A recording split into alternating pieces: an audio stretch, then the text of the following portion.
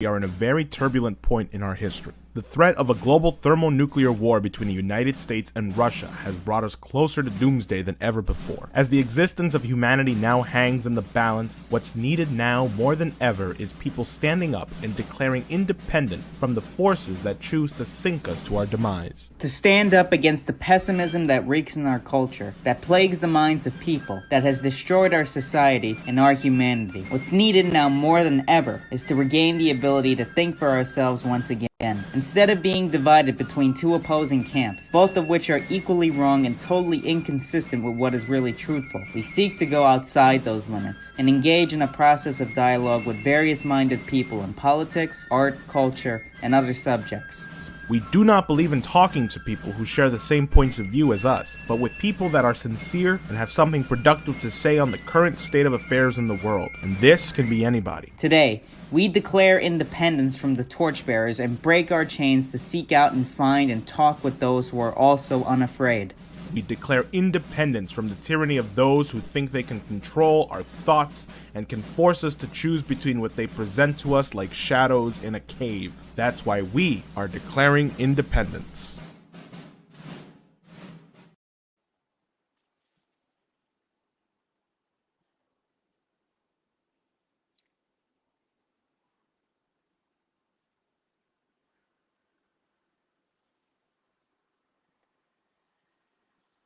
Okay, hi everyone.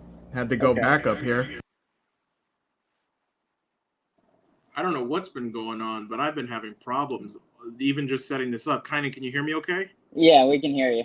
All right, great. Wow, sorry, I don't know what happened there. I hope my face wasn't frozen on the stream for a second there. I think it was. Oh, well, you're going to have to do some heavy lifting on this show, Okay. in case my connection drops out. Welcome back, everyone. Clearly, there are forces that do not want this show to happen tonight. Maybe because our next guest is a hot topic issue. He is on the Ukrainian kill list. He was featured on the Center for Countering Disinformation's list. I believe he's also on Mirotvoret's too. I think so. Maybe. Anyway, he's Ukrainian's public enemy number one. He's also worked with RT. He has his own show on his own YouTube channel. You know him. You love him. It's Maestro Caleb Maupin. Hi, how you doing? I'm doing well. If my face freezes at any point in a funny way, I hope you can do something that distracts the audience from my funny frozen face. Sure thing. Great, no problem. Yeah, Caleb, so tell us a little bit about what you've been up to. I know you were down in Florida. We can talk about the Trump indictment. That's the number one thing I think on people's minds. And maybe I should probably put that in the title so people know that we're going to be talking about the Trump indictment. We've got Cornel West switching over to the Green Party. We've got what the hell don't we got these days? I mean, there's just so much going on. So Caleb, go ahead. What's been up with you? Well, I did go down to Miami. Was there from Monday to Wednesday. Was there outside the courthouse on Tuesday with the crowd of Trump supporters that were there. There were a few counter protesters, but not very many. It was mainly just Trump's allies and supporters out there. And the way those folks saw it, these charges are bullshit. I mean, they're just an attempt to keep Donald Trump from running for president because polls indicate he would win. Biden is sinking in the polls and is quite unpopular. I tend to think the crowd was right. I mean, it just seems obvious. It's a no-brainer, as they say. Probably the best moment that happened when I was in Miami was some Ukrainian guy, not the first time it's happened, tried to walk up to me and my cameraman and yell at us about working for RT and all of that. And he was saying Putin was a criminal. And I said, well, no, Joe Biden is a criminal. And so is his buddy Zelensky. And he started shouting back at me. And I said, you watch a lot of CNN. And the crowd of Trump supporters began supporting me.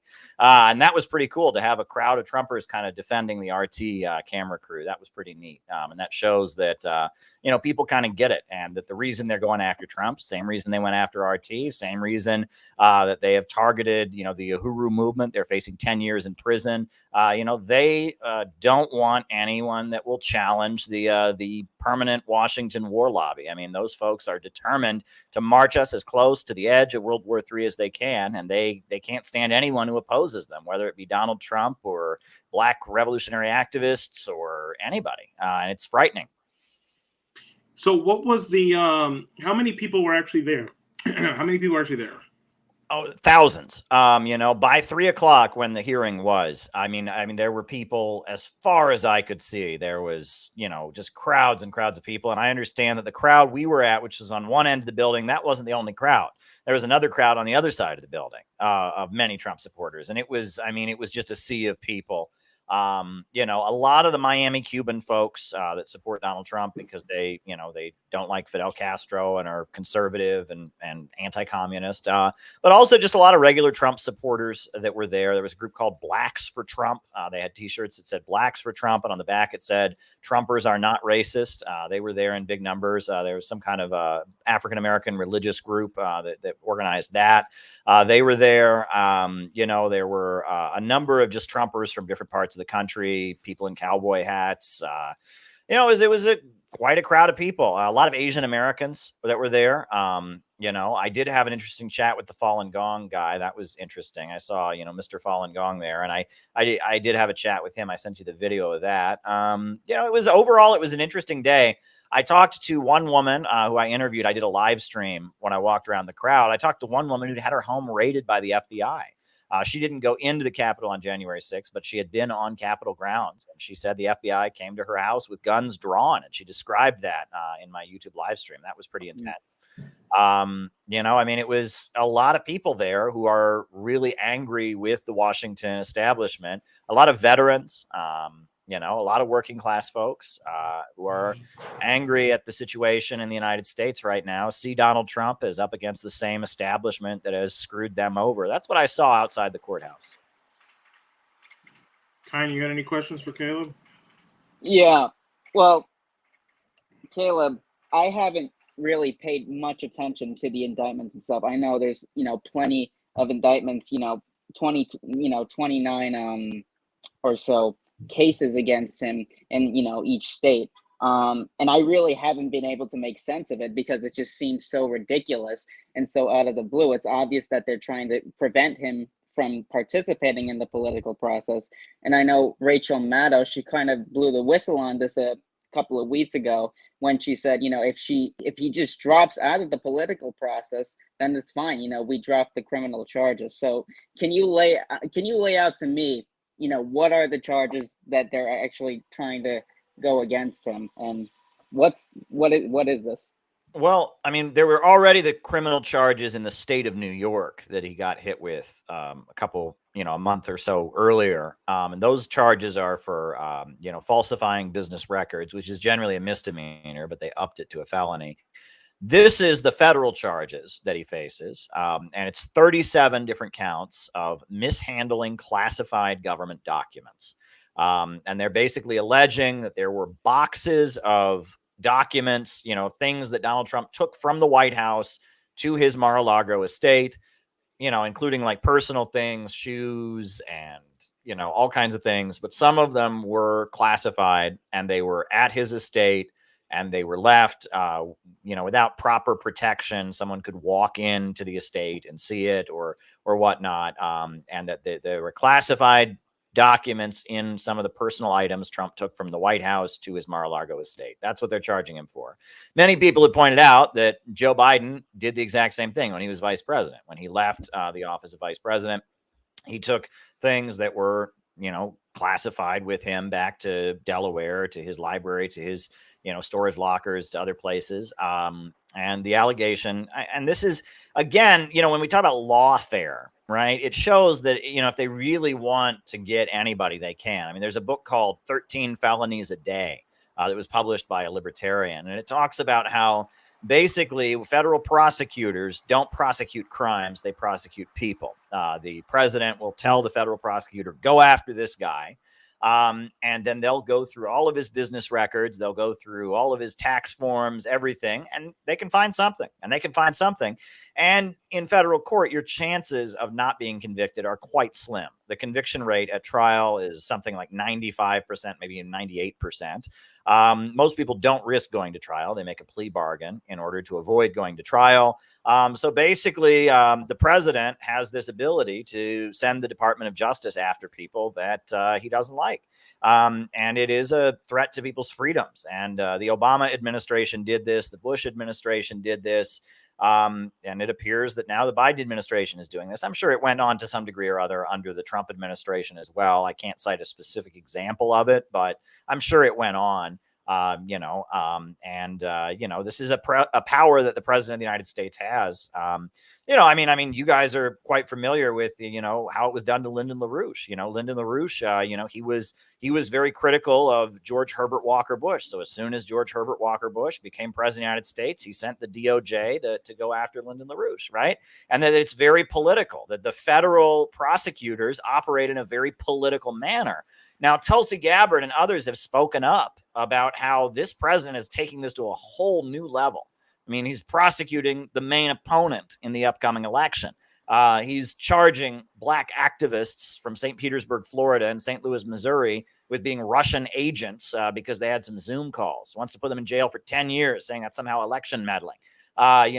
He's going after pro-life activists and ministers, saying they conspired to block federal buildings. I mean, the weaponization of the judiciary, how not only are they prosecuting these January 6th people, but they've actually created like a sex offender style registry that they're going to be on for the rest of their lives, to keep them from ever having jobs once they get out of prison and stuff. I mean, what Biden is doing with the federal prosecutors is insane. I mean, he is basically using them to target anybody, left, right, center, or whatnot, who he deems to be a threat to his power. And Tulsi Gabbard has spoken up about it. Many conservatives and Republicans have spoken up about it. This is a real dangerous abuse of power. I think a lot of journalists should be probably speaking out more about this because I don't want to say this is on the level of Julian Assange or anything, but I do think that, with Julian Assange, it's kind of easy for them to get away with because he's not an American, so they can't necessarily say, well, they're going after an American citizen. It's not really trampling Constitution. But as much as I kind of hate to admit it, if Trump goes down on this, I think everybody's kind of at risk of being indicted on any kind of petty charge. People like Glenn Greenwald or even Matt Taibbi, who's probably very high on that hit list after they've taken Trump out. They're going to go after these journalists who dare to oppose this regime. And I think no matter what you think about President Trump, it's important to recognize what is actually happening here. And I think a lot of people have a trouble coming across that dichotomy of well, I don't like him, but I know what's happening to him is wrong. It's like people can't have a very nuanced opinion about this situation.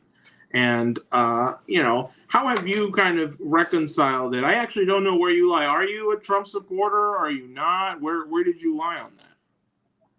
Well, it's interesting because, I wouldn't call myself a Trump supporter. I didn't vote for Donald Trump, and I certainly disagree vehemently with a lot of things that he said about immigration and a lot of things he did as president, like murdering Qasem Soleimani and taking us to the brink of a war with Iran, heightening the sanctions against Iran, intensifying U.S. hostility to Cuba.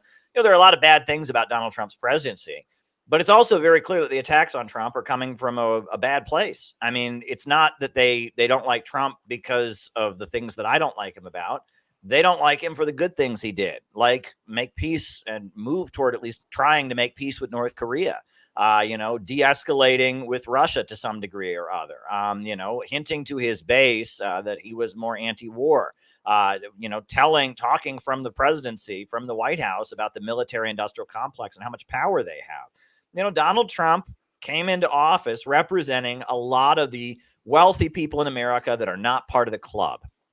You look at who Donald Trump's supporters were, they were a lot of rich, powerful people, but they're not part of that elite group that has the real power.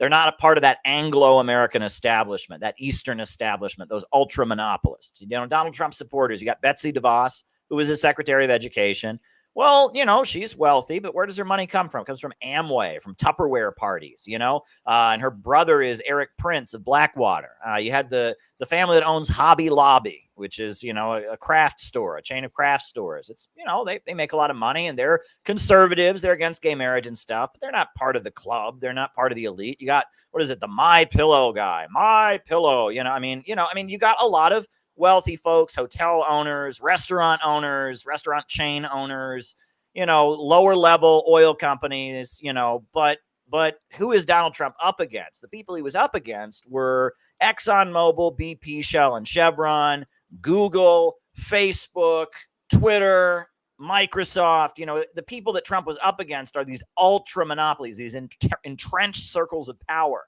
that really run the United States, who are trying to solve a long-term economic crisis by degrowth, by putting artificial restraints on the economy and just kind of reducing consumption, reducing the population. They want to solve the capitalist crisis with long-term degrowth, whereas these lower levels of capital, My Pillow guy and Betsy DeVos and Hobby Lobby, they just want to make money, right? I mean, they're not concerned about saving capitalism by, driving everyone into poverty and setting up some kind of authoritarian nightmare. So that's a divide in the ruling class. And divides like this historically create an opening for the working class. I'm a socialist, I'm a communist, and I think that eventually we're going to have a working class government. We're going to have a government of the people in this country. And I think that a situation like this, where the rich and powerful are fighting with each other over how do we deal with this economic crisis, that can lay the basis for some kind of united front that could eventually lead to, the USA becoming a country like China, where instead of the banks controlling the government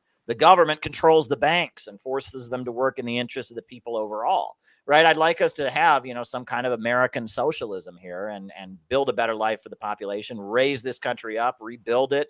I'd like to make America great again, but great differently, not great in terms of slavery or colonial wars, but great in terms of providing infrastructure and doing trade with the rest of the world and eliminating poverty, providing education, once again, having the best engineers and the best scientists in the world. So does that put me in the Trump camp? I don't know. The Trump people that I talked to in Miami seem to like what I had to say. They seem to understand where I'm coming from, especially on foreign policy. So I don't know. I mean, am I a Trump supporter? I don't know. I wouldn't put it in those terms, but it seems like the forces that are lining up against Donald Trump are not coming from a good place. And I mean, if you ask me, am I with them or am I with Trump? I guess I'd be on Trump's side. One thing I would ask, because we saw a lot of you mentioned, some of the flaws already of the Trump administration, but especially you saw it with the swamp that he was surrounded with, John Bolton, Mike Pompeo. And we had worked with Bill Binney, the former technical director of the NSA. And he had worked with VIPs, people like Ray McGovern, to prove, that this hack that occurred at the DNC was physically impossible. The transfer rate was way too high. They had direct physical evidence showing this hack wasn't possible. And yet even Republicans, they were saying, Trump, he probably didn't collude, but Russia still hacked our election, right? And Binney had met with Pompeo. He had met with Pompeo, presented the evidence, yet Pompeo did absolutely no follow-up on that. So I guess saying all that to say, if we do see a Trump presidency within 2024, should we expect anything to change from his prior one? Well, I think Trump is going to be way better if he comes back into office. That doesn't mean there won't be bad things about his presidency too, but I think Donald Trump, there were a lot of people in the Trump camp who were kind of along for the ride. John Bolton is a great example of that. Mike Pompeo, we now learn, is also a great example of that. They were with Trump. They were in his presidency, but they were nudging him to do bad things, to escalate against China, to go after Julian Assange and not stand up to the prosecution of Julian Assange, to continue the extradition process. They were nudging him to do bad things, and they were pandering to his ego. I like Tucker Carlson talked about how Mike Pompeo just would froth at the mouth in praising Donald Trump. But now Mike Pompeo is supporting Trump's prosecution. He says, these classified documents, it puts our troops in danger. You really think some boxes in the bathroom of Mar-a-Lago are putting our troops in danger? This is ridiculous. This is utterly ridiculous. And there's this, even on Fox News, there's this phony tone that they're using about, oh my God, this is a serious indictment. There were boxes with classified documents that were left. Now give me a break. This is all just so phony. And, Donald Trump is going to have to amp up the good things about him. Because he's under attack, right? I mean, I put Donald Trump in the category of a Bonapartist, right? That he's a member of the capitalist class. He's a rich fellow, but he's at this point fighting the bulk of his own class, kind of like Roosevelt did. Roosevelt was up against the majority of the rich and powerful in America, and so in order to get working people to support him and to have heat in the street to back him up against the rich and powerful, he had to create Social Security. He had to create unemployment insurance. He had to pass the Wagner Act and recognize unions. He had to launch the Works Progress Administration, hire the unemployed to start building things. When you have someone from the capitalist class who is, basically waging an all-out war against the bulk of their own class, the only source of power they can possibly have is the working class, right? And that's the beginning of things really kind of starting to change. And that's what Marx observed when he was living in Paris in 1851, how, the nephew of Napoleon kind of went to war with his own class in an effort to try and stabilize capitalism. That was, the beginning of Bonapartism. Marx wrote about it. I think we're facing a similar situation. This is a process that plays out in a capitalist crisis. When you have a long-term capitalist economic crisis, the capitalists begin fighting with one another. They begin recruiting working people to be their allies against one faction or another. And in that process, working people begin to realize their own strength and realize that they can have their own agenda. And that's the beginning of the process of moving toward socialism. In my new book, I talk about this. I have my new book, Where is America Going? Marxism, MAGA, and the Coming Revolution. And this book has gotten quite a few good reviews. I went on Kim Iverson's show to talk about it. A lot of people have accused this book of being a MAGA communist manifesto. And MAGA communism is not exactly my brand, but if you're attracted, if you like the MAGA communism brand, you'll probably really like this book, because I talk about Bonapartism, I talk about the long-term capitalist crisis, I talk about the divisions in our ruling class, and that's kind of what I'm getting at in the book. And I also quote from you guys' friend Lyndon LaRouche quite a bit in the book. His analysis of fascism and degrowth is brilliant. Wow, that's great. Also, I got to just put out a thing. I love this show that Kynan and I do, because yesterday we had on some like anti-China, pro-Israeli people who are really funny and very entertaining. This show is very diverse in its views, and I really appreciate that. I hope to get this show as notorious one day as to where the comment section is a bloodbath, but hopefully we can elevate the discussion, and people playing roulette, like, oh, is he going to have somebody good or bad on both sides? Okay. I guess my ideal fan base is where 50% of the people are happy and 50% of the people are not happy. So they're in, Yeah, well, you got to love both your fans and your anti-fans. I mean, I really do not understand. Well, I do understand. I do understand. I shouldn't say I don't understand it. Anti-fandom, right? Of these people who they 24 hours a day, 7 days a week, watch content by people they hate. And they just sit there and hate watch it all the time. And then they leave a comment, hating you below it, and it's like, if someone's obsessed with someone they like too much, that can be dangerous, right? If a guy really likes a girl and he follows her around, he can be a stalker, right? If someone becomes just too obsessed with, some topic, it can be unhealthy. But can you imagine being obsessed with something you hate?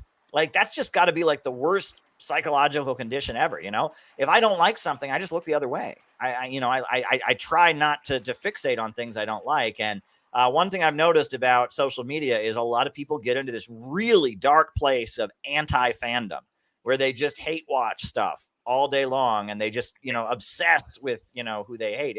It's really kind of sad. It's like, they talk about like hate gives people meaning on some level, right? And it's these people who kind of their life is only on the internet. They don't really have real personal connections, and their ability to just kind of hate stalk people on the internet gives them meaning. It's very, very tragic.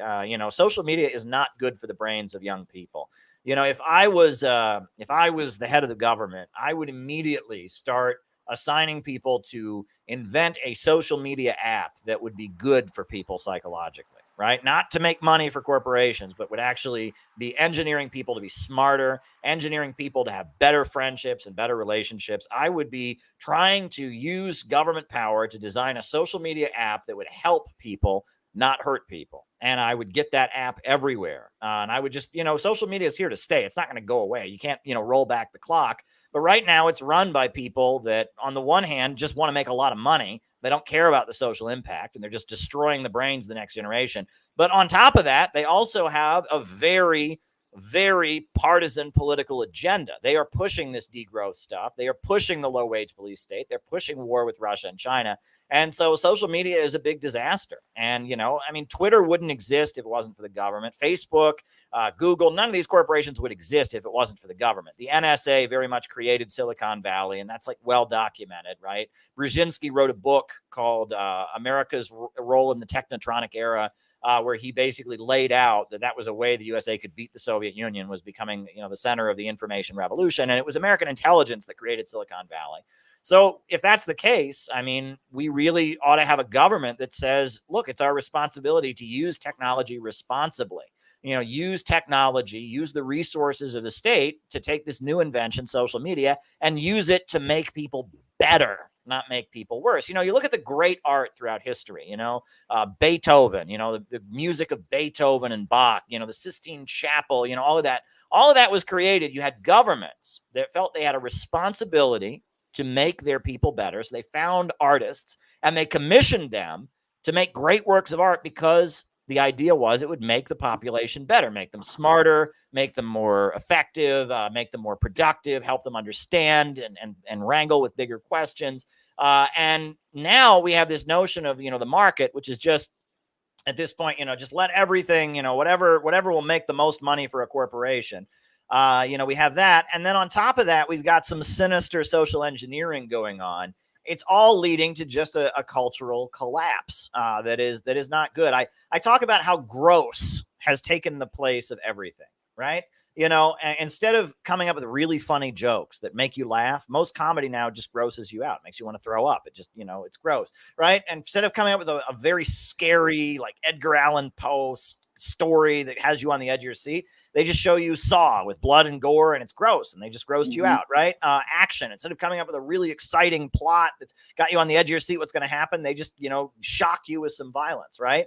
Because they don't want to take the risk, because, they want to get a return on their investment, right? A capitalist wants to get return on his investment. That's why Hollywood makes the same movie over and over and over again. If you take a risk with a new idea, a whole new concept, it might not work out. You might lose. You might not get the money back. But if they just make Spider-Man 14, it's not going to do super well, but enough people will go see it because they saw Spider-Man 13 and Spider-Man 12 that they'll be sure to get a return on their investment. It's a safe bet. And that's a disaster for all art and culture, I think.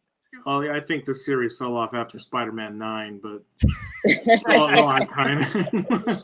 Yeah. No, I really like this point you made, Caleb, especially about Beethoven, because people have this misunderstood concept of genius, right? Like genius, it occurs within individuals. You can't really trace it.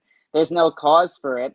But Beethoven, he was fostered within a country that created culture. He was going to theaters that was producing Shakespeare plays, Schiller plays. He was totally engrossed in this. And if he hadn't had been in this environment, he would not have become, the musician that we know him today. And this applies to a lot of people. And, the reason that you may not see that many geniuses today, or, a lack of culture, is because of this problem of what the government isn't doing. But, I've heard you talk about this before, because you mentioned Hollywood, right? And just the toxic culture and, profits, how it's profit centered.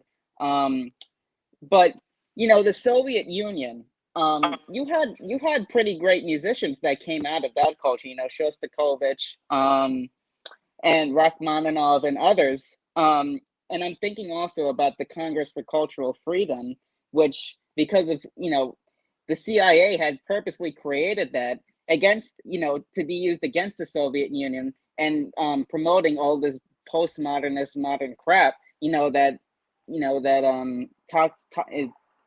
basically contaminates our environment today. But why don't you talk about, the kind of culture that was prevalent within the Soviet Union at the time? That's the wild thing, because, we're told, and especially, Jordan Peterson, he gets on there and he says, oh, the postmodern neo-Marxists are, we're told that this woke stuff, that this is representative of Soviet communism. This is representative of what Mao was doing in China. Nothing could be further from the truth. In the Soviet Union, they had orchestras that played classical music, and they were full of factory workers. They were full of ordinary people would go into the symphony.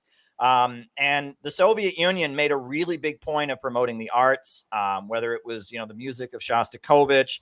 Let's remember that, they pioneered film in the 1920s, even before they had fully industrialized. They had the filmmaker Sergei Eisenstein, who made, he made the Battleship Potemkin and October and Ivan the Terrible. And these were like cutting edge films that were doing things that filmmakers had never done before. In terms of ballet, they were doing amazingly. In terms of the Olympics, I mean, their Olympic athletes were doing amazing things in terms of developing the human body and athletic achievements. And that the Soviet Union, very much, it was about promoting beauty. I've been to Moscow. I've ridden the Moscow subway. It is absolutely beautiful. It's like you're traveling in a palace almost, I mean, compare it to New York City's MTA. It's like a joke, like just forget it.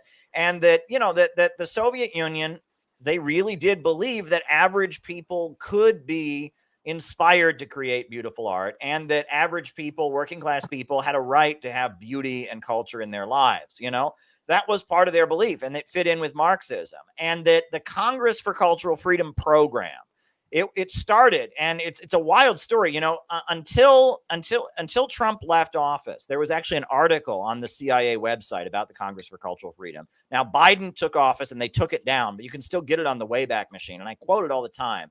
But they explain how they started the Congress for Cultural Freedom program. And basically what happened was, in 1949, at Waldorf Astoria Hotel in New York City, a big fancy hotel, they had a peace conference, and it was all kinds of artists. Albert Einstein was there, Aaron Copland was there, Shostakovich was there. I mean, many brilliant minds were there, W.E.B. Du Bois and many people, and they gathered for this big peace conference that they had at the hotel to basically denounce the Cold War and the hostility toward the Soviet Union. And the CIA looked on this and was just furious. It was like, how could so many smart people, so many intellectuals, be so friendly to the Soviet Union?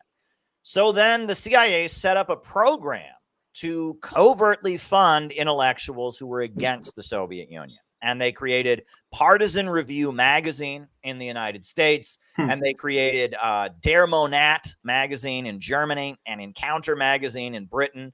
And these were magazines that paid huge amounts of money to various intellectuals who were leftist in that they were critical of Western society, but they were against the Soviet Union. They were anti-communist. Susan Sontag, Hannah Arendt, Mary McCarthy. These are some of the names you associate with that. The director of the Congress for Cultural Freedom program was Irving Kristol, who later became the father of neoconservatism. And then you also had, in addition to that, a guy named Irving Howe, who was the intellectual father of what's now called DSA, the Democratic Socialists of America. Irving Howe. And it was a group of intellectuals, many of whom had been Trotskyite communists. They didn't like the Soviet Union, but they held on to like the Marxism and the permanent revolution of Trotsky and such. And they hired them to start, putting out these, articles and essays and publishing books with a narrative that was anti-capitalist, maybe a little bit anti-militarist, anti-consumerist kind of, but against the Soviet Union. And immediately it went far beyond that. They were putting out stuff that was kind of reinventing what it means to be a leftist at all. And suddenly, leftism has always been populist. It's been about the working people, the working class rising up and taking control of the means of production. But their leftism is more about alienation. It's more about, seeing the people as dangerous, seeing mass movements as fascism, celebrating things, things that are ugly, celebrating confusion and deconstruction. And postmodernism is completely contrary to Marxism. Marxism says that it is a narrative of understanding human history, dialectical and historical materialism. Right? That human beings have gone from hunter-gatherers civilization to slavery to feudalism to capitalism and eventually socialism. Postmodernism says there are no grand narratives. Right? There is no grand narrative of humanity, and it says the only good thing one can do is to engage in deconstruction, to take apart prevailing narratives. Right? Postmodernism is an ideology that is about deconstruction. Now, it takes from Marxism, because Marxism is critical of the current society we live in, So it finds that useful in deconstructing our society, but it doesn't advocate building a new society. And the Congress for Cultural Freedom, it went way beyond these magazines. They started promoting the art of Jackson Pollock. Jackson Pollock, he just splattered paint on a canvas, and they would counter, and say, look at the Soviet Union where they have these paintings that are putting out the Communist Party line, but Jackson Pollock, it's just paint splattered on a canvas. That proves it's freedom. That's freedom because he doesn't have to espouse any political idea. That's modern art. That's avant-garde, right? They promoted rock and roll music. They promoted experimental jazz. They promoted all kinds of things that were aimed at deconstruction. They promoted art that was about taking apart belief, taking apart ideology, taking apart truth, and reinforcing this notion that there is no real truth. And this goes back to, you read about Project MK Ultra, which was the CIA's attempt to develop mind control. There's a great book called The Search for the Manchurian Candidate, which talks about during the Korean War, they did all these studies and afterwards about how to try and control people. And they realized the best way to keep people from becoming communists was to lead them to a place of ambiguity, right? Lead them to a place where there is no real truth. Or lead them to a place where there's no right, there's no wrong, everything's a matter of opinion. And they realized that getting people on LSD and hallucinogens could get them into that state of mind. And that it was more effective to defeat communism, not by saying communism is bad and hyping people up against it, but getting people into this state of mind where everything's a matter of opinion. There is no real truth. There's really no point to life. Getting people in that postmodern state of mind was much more effective. And what's weird is that, we see how the Soviet Union, the Soviet Union fell, the Eastern Bloc, they really struggled and all of that. But now that postmodern weapon that was, dispersed by U.S. imperialism has now come home to roost. It's our society that's falling apart as a result of this stuff. It's like, imagine that there was like a poison gas that we shot at the Eastern Bloc. We shot at China. We shot at Cuba. We shot at the communist countries. And then the wind changed and it blew back and it hit us. That's what's happening now, right? This postmodernism stuff, this was intended as a weapon against the Soviet Union, but now it's destroying the West. In high school, I was a Marcel Duchamp lover. I loved everything Marcel Duchamp did. I loved the idea of Dadaism because in high school I became like a bullshit artist, basically, just to put it lightly. I liked the idea that you literally could do anything and the art was not in the product itself, but in the reactions. So if somebody looked at your art and said, hey, that's not art, well, there you go. Now it's, what the hell was that? Now it's art. And Caleb, how much time do we have with you? I should have answered this before. I don't have a time limit. I'm free as long as you want to go.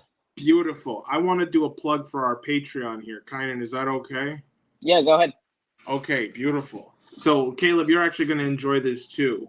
So, for people who are watching, some people may have tuned in 2 shows ago, or you might just be new here.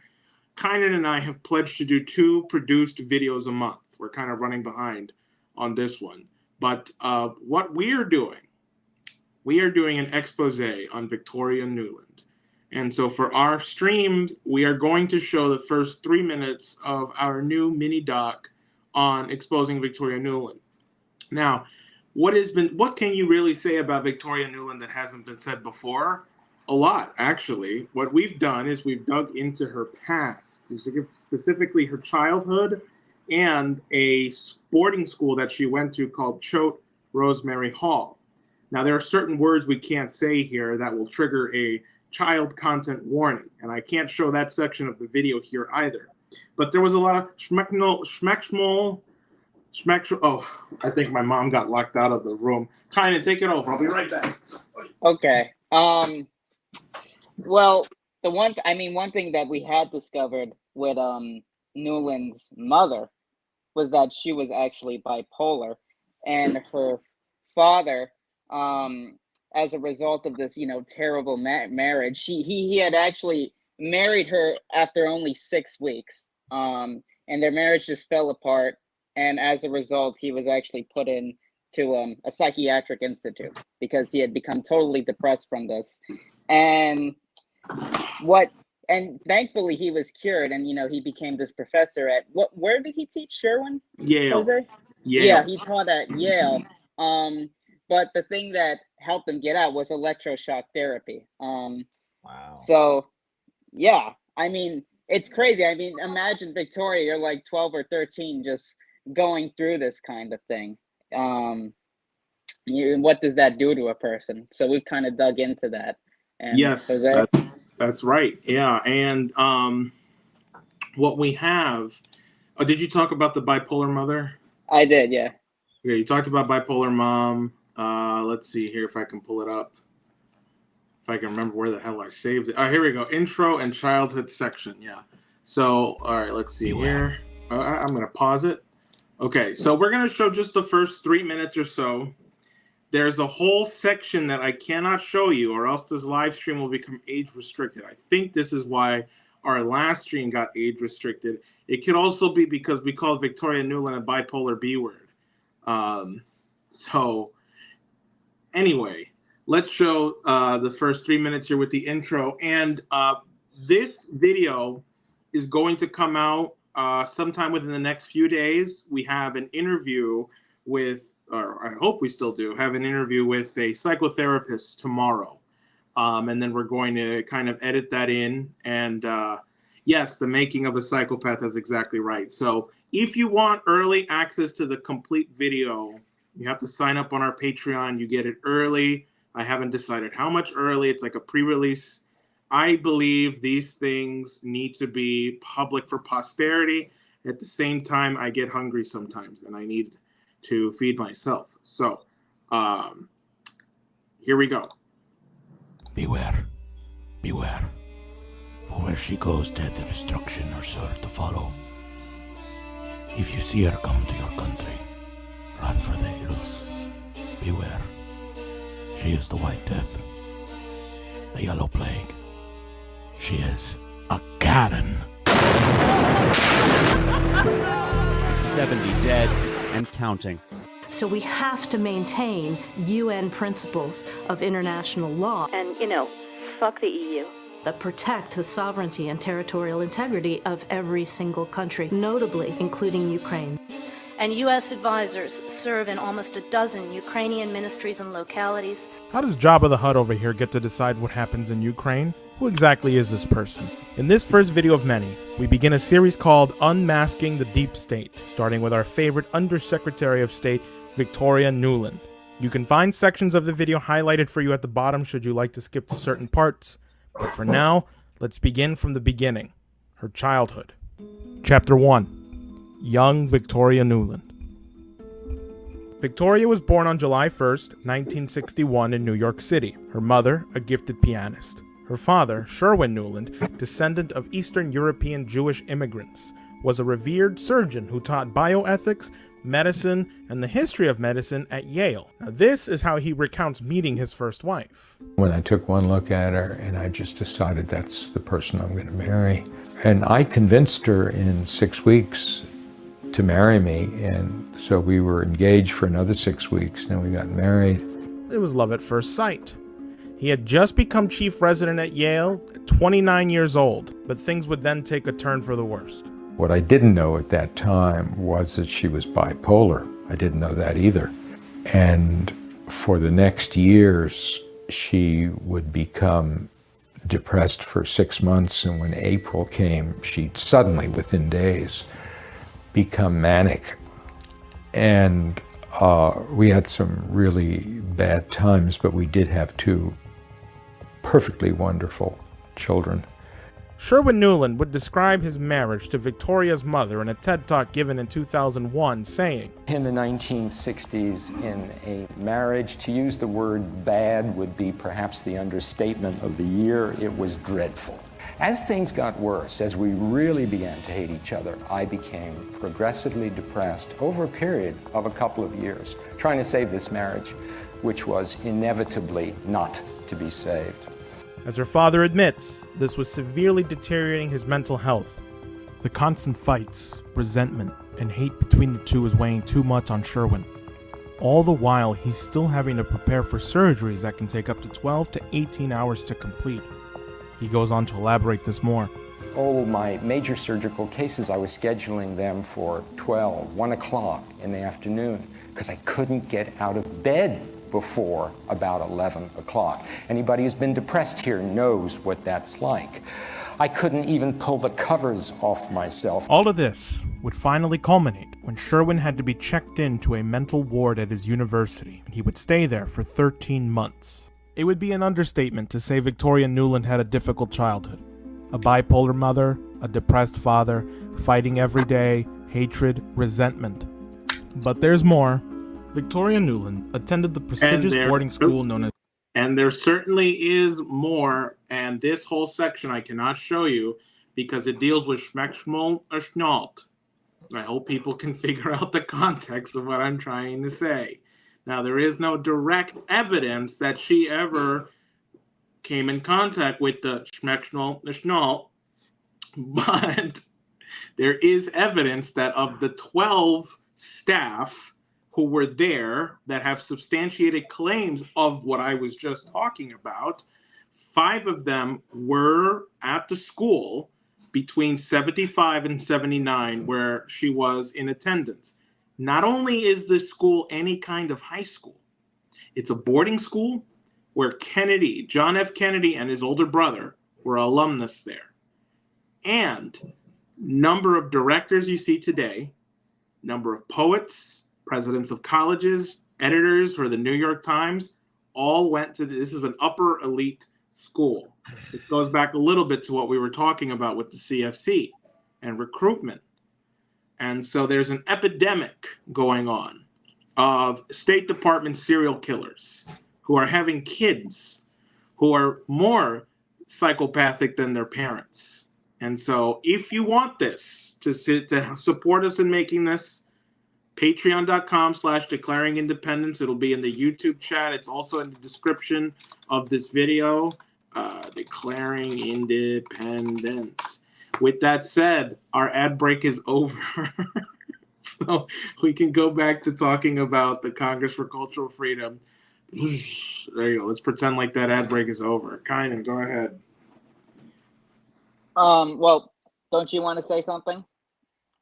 Me? Oh, no, Jose. Oh, okay. Do I want to say something on? Oh, just like in general of like what we're talking about? Yeah. Well, actually, I mean, kind of relating to a little bit to what I just showed and what I talked about, Caleb, and also Caleb, excuse me, and what you just outlined with the CFC. What you have is a culture, right? A culture of degeneracy, and I think the 1960s was kind of the height of this like counterculture, sex, drugs, and rock and roll, where people just kind of went buck wild on themselves, losing their moral center and just completely throwing everything out in terms of decency. And as a result of that, those people were having kids, which led to the situation you are in today, where people value, as you were saying, gross stuff over real stuff that actually makes them want to feel human or want to understand what true beauty means and what the truth is.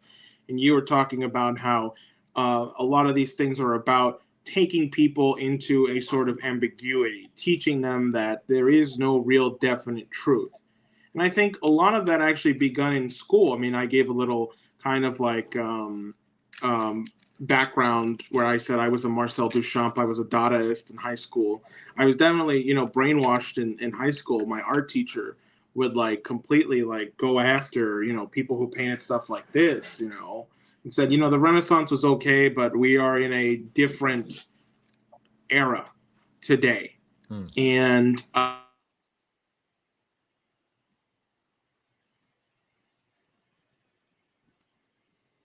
think he might have went out. Yeah, I think he froze there. He was talking about his art teacher. Yeah. Well, I guess I can kind of follow up on it. I mean, with Dadaism, you have all these kinds of. Anything counts for art. Like what you were talking about. With truth is absolutely, there is no truth. Truth is meaningless. Oh, he's back. I'm back. Yeah, sorry about that. You want to continue? No, I think my point was pretty much made there. I think, truth is definitely today not seen as like a fluid, kind of approach. And I think leading into our next topic has influenced a lot of pragmatic politics, is what I call it, Caleb. And I'm sure you have a lot to talk about when it comes to, quote, pragmatic politics. One of the things that people were complaining about when they were saying, well, Cornel should switch to Green Party is this idea of ballot access, right? That the Green Party doesn't have, that the Green Party has the ballot access where the People's Party does not, because they only have ballot access in 3 states. That to me just sounds like laziness, because if you actually want to build a movement. Oh, dropped off again. So, okay, he's back again. Oh.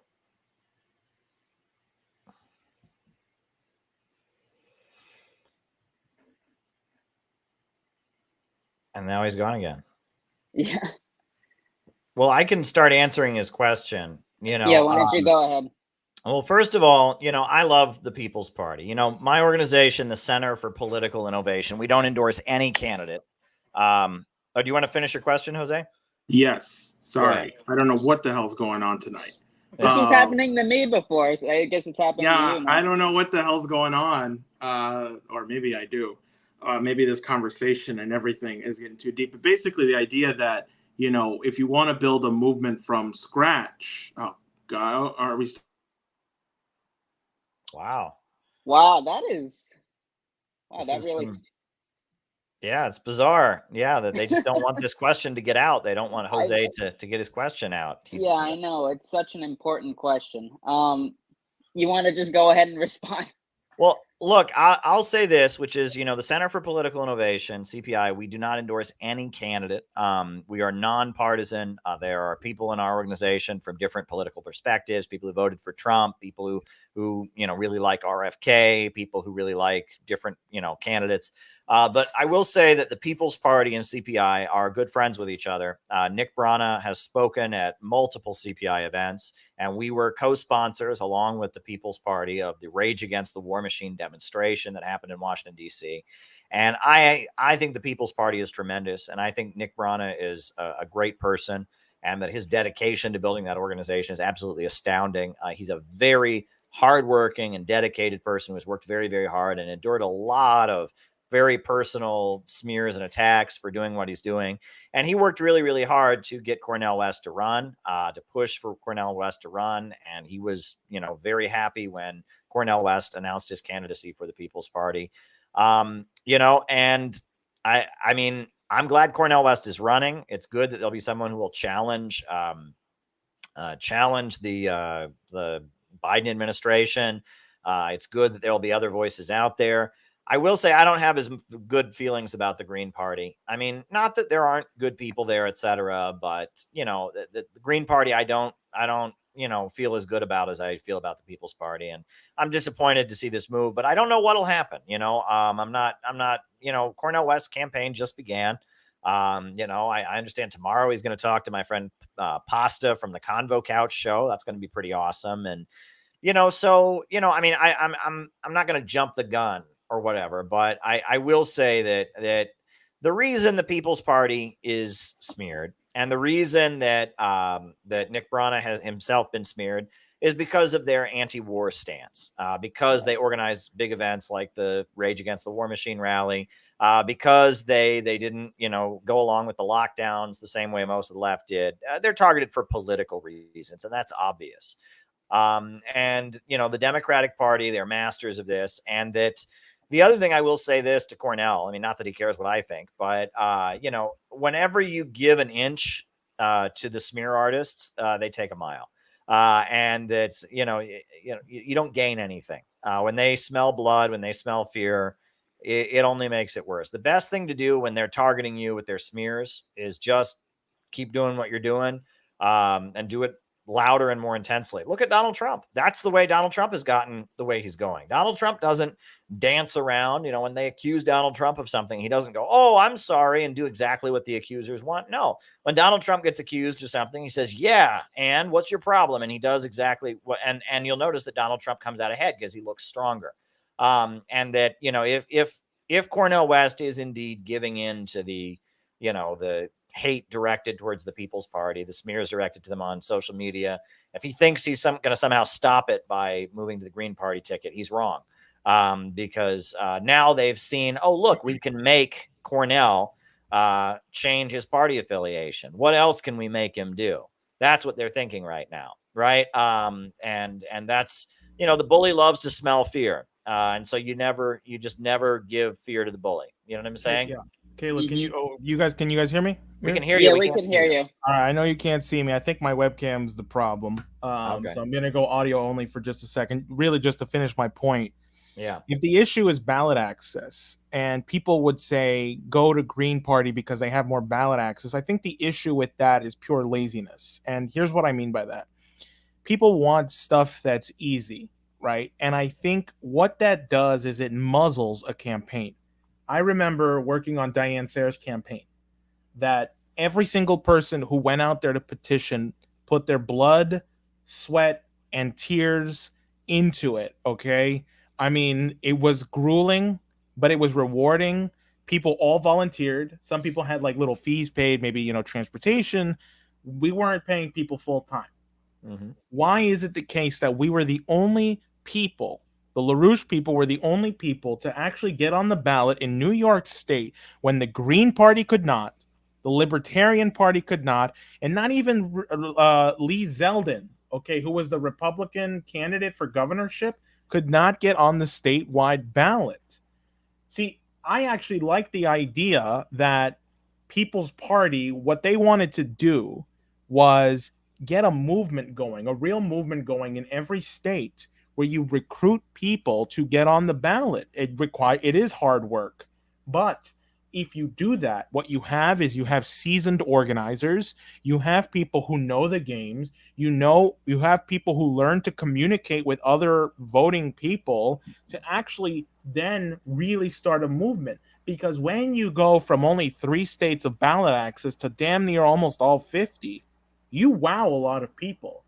And not only that, but the people who actually went out and petitioned for you every day now have the best skills that any campaign would be begging to pay 6 figures for, right? And that's a real movement, and people would recognize that. Now it's been nulled. It's become impotent now.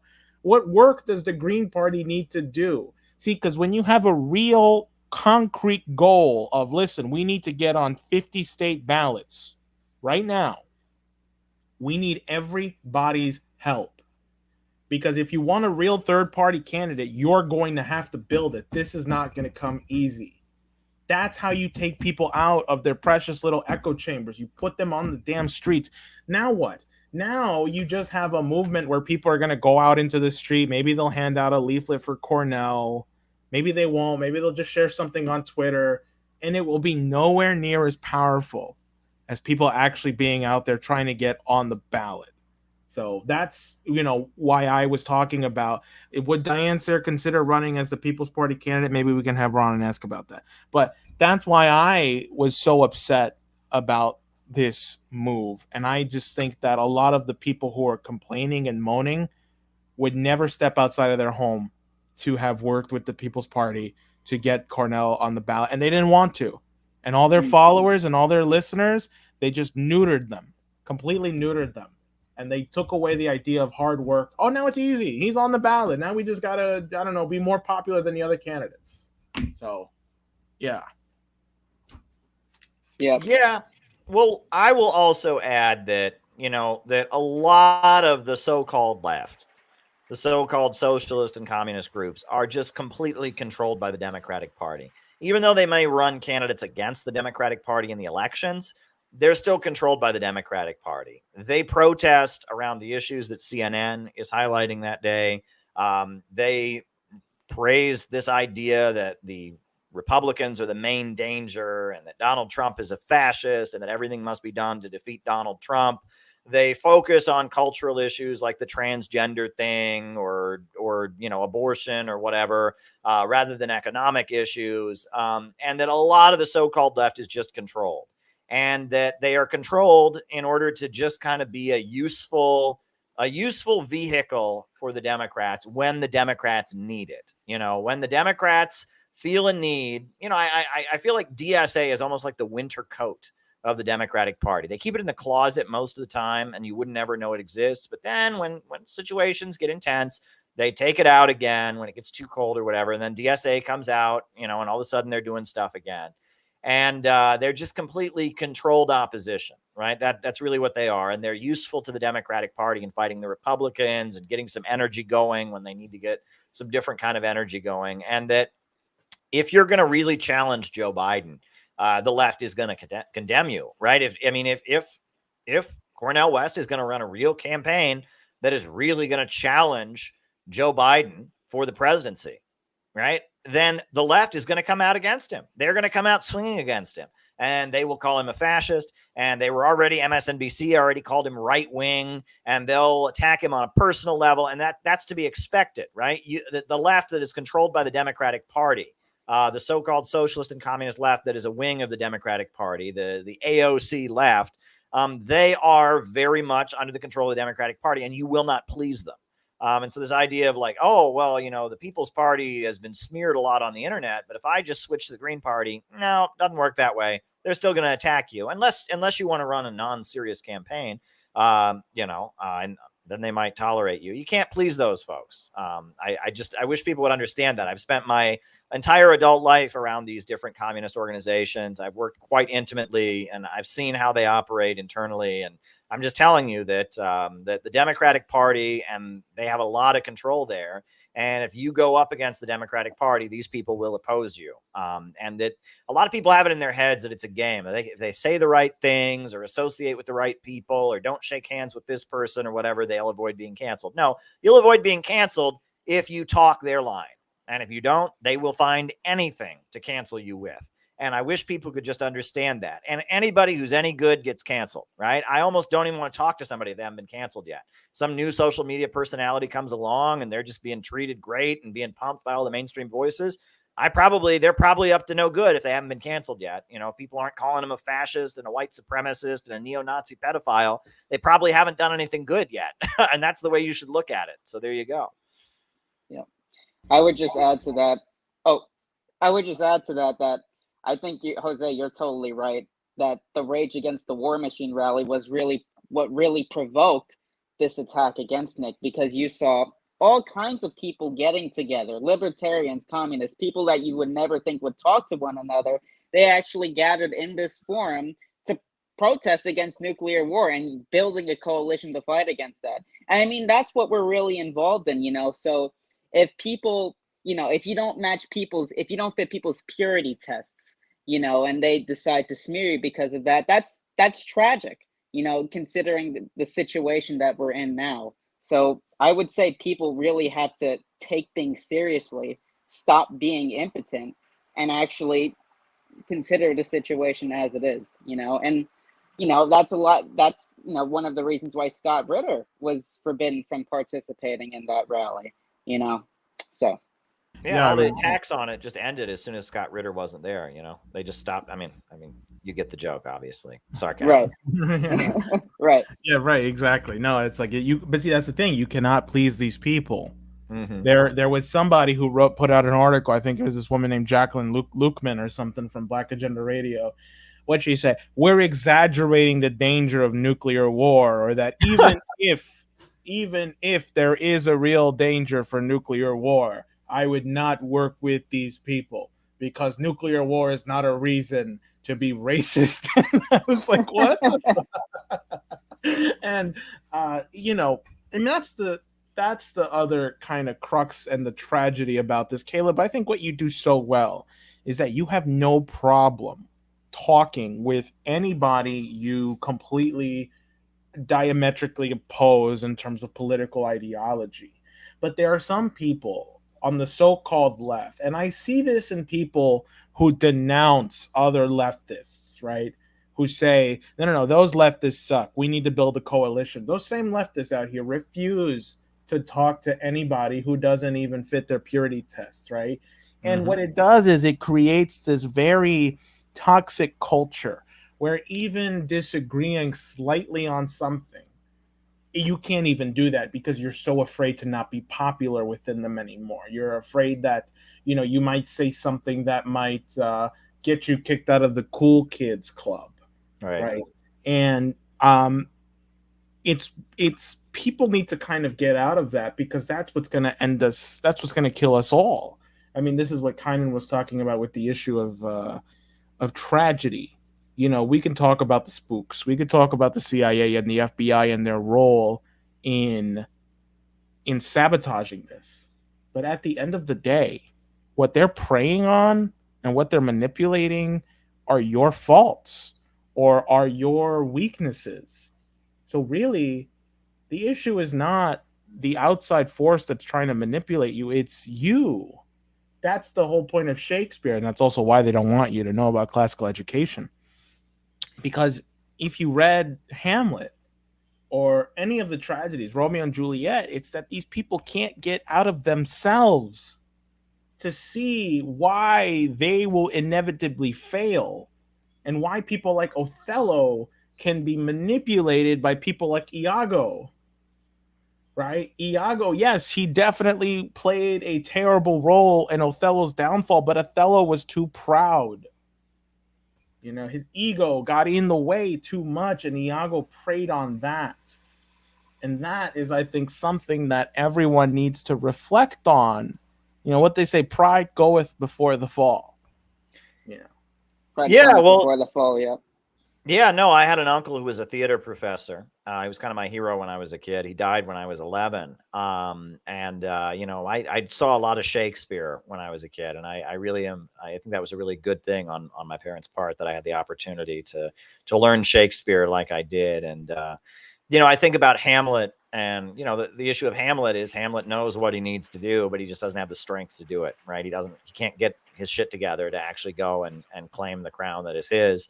And because he doesn't have the strength to do it, and because he keeps making excuses and trying to find a way out of doing it, everything leads to tragedy. And that's a play I've referenced a lot, because sometimes the things that we have to do that are necessitated by the moment are very, very unpleasant and scary, but you have to just bite the bullet and do them sometimes. And I've referenced Hamlet quite a bit. I look at what's going on now, and I think it's kind of a Hamlet situation here, that when you talk about, ballot access and all that, somebody needs to just bite the bullet. You need to build a mass working class movement to oppose these wars. You need to tell the cancel culture synthetic left to go shove it. And it's like, oh, you don't like us? Okay, well, we don't like you either. And we're going to go lower and deeper to the real masses, as Vladimir Lenin said, right? That's what Lenin said during the lead up to World War I. All these socialist groups that had said they would never support a war started selling out and supporting World War I. And Lenin said, now is the time. We got to go lower and deeper to the real masses. We have to break with these people. Stop, just completely break with the opportunists and go lower and deeper to the real masses. That's what we need to do now, right? I mean, we need to just decide that, these people who think that Rage Against the War Machine, that attacked Rage Against the War Machine, that have attacked Nick Brana, that have attacked the People's Party. We just have to just decide that's not who we're trying to appeal to. We're trying to get to the people who would never consider joining one of these groups, but are worried about the danger of a new world war and are worried about the emerging police state. That's who we need to get to. Get lower and deeper to the real masses. And that's what I've urged people to do. I keep coming back to the analogy of Noah's Ark, because I feel like right now we're heading toward a big storm, right? Conditions in the country right now are bad, but they're not as bad as they could be. And if you look at the way things are going, we're headed for a much bigger economic crisis. And we're also headed for a much more instability and division in the country. And we need to be preparing for that. We need to be building the real relationships and alliances of people that we can work with when the situation intensifies. And that people that get caught up too much in the social media game of how many likes do I have and how many shares do I have, and they're missing the point. What matters is what real networks can we build right now of people who can work together, who can coordinate their activities, who can trust each other. What real networks can we build? What ship can we build before the storm comes? That's what I think we should be focused on doing. All of us who are opposed to, what's coming down the pipe and what the ultra rich, the monopolists, the globalists, the imperialists, what they're planning. we need to be coordinating with each other, and we need to find a way to do in real life organizing with each other. That's what we should be focused on. That's exactly right, and Yep. that's why I think this whole, ballot access thing was so stupid, because you have to create the conditions where a movement is the only way forward, right? And so if somebody actually petitioned for Cornel, that does become their candidate. That becomes their movement. I was out in the street. That's what they can say. I got Cornel on the ballot when everyone said you couldn't do it. That's my candidate. That's my movement. We built that literally from the scrap, from the bottom up. We got the workers to actually come together, get their coworkers to sign a piece of paper to get Cornel on the ballot, right? That's a real concrete goal. And I think the problem with presidential campaigns today is it's prostitution. No, my candidate's better than your candidate because my candidate does this and that. It's like talking about your favorite stripper down on 42nd Street or something. It's like, well, my stripper wears a mini skirt. Yours, doesn't show enough thigh. Like, it's all the same thing, right? So, anyway, kind of go ahead. You were gonna say something. Yeah. Well, I mean, you mentioned the petitioning, and I think that's just one example of this kind of action that millions of citizens should be taking, because let's be honest, a lot of people are just sitting on the sidelines, complaining about what they think they know is the situation rather than going out and doing something. I mean, with the petitioning, we weren't paid to do that. It was a hard job to get over 45,000 signatures in one state, yet we did it, and I mean, this interventions process is also an example of that. Just going to a town hall, confronting your congressman, and doing so in a way that resonates and that, it actually makes sense. People could be doing that. You got, Jose, you've talked about this. You have 435 congressional districts in the country, right? If just one person takes responsibility for that district, whether it's in the forms of interventions or petitioning for an independent candidate, third-party candidate, you would actually see, an actual revolution in the nation, a taking back of the government, I think. And that's what we got to get people to do. Well, actually, two people, because we got one person to record, and the other. Oh yeah, you need people recording, right? Exactly. Yeah, exactly. You need cameramen. Yeah. So, Caleb, I want to take a minute here and talk about the way in which candidates are presenting themselves right now, because there's a real belief from people that I've heard that if Marianne Williamson is a legitimate threat to Biden because she's more left than Biden, and there are people who believe that challenging Biden in the Democratic primary is going to lead Biden to be more, quote, left, because he'll feel threatened that they'll actually take him. But my take is that all it's going to do is make him cheat harder. He's going to disqualify. There's already not going to be any DNC debates, although that could change.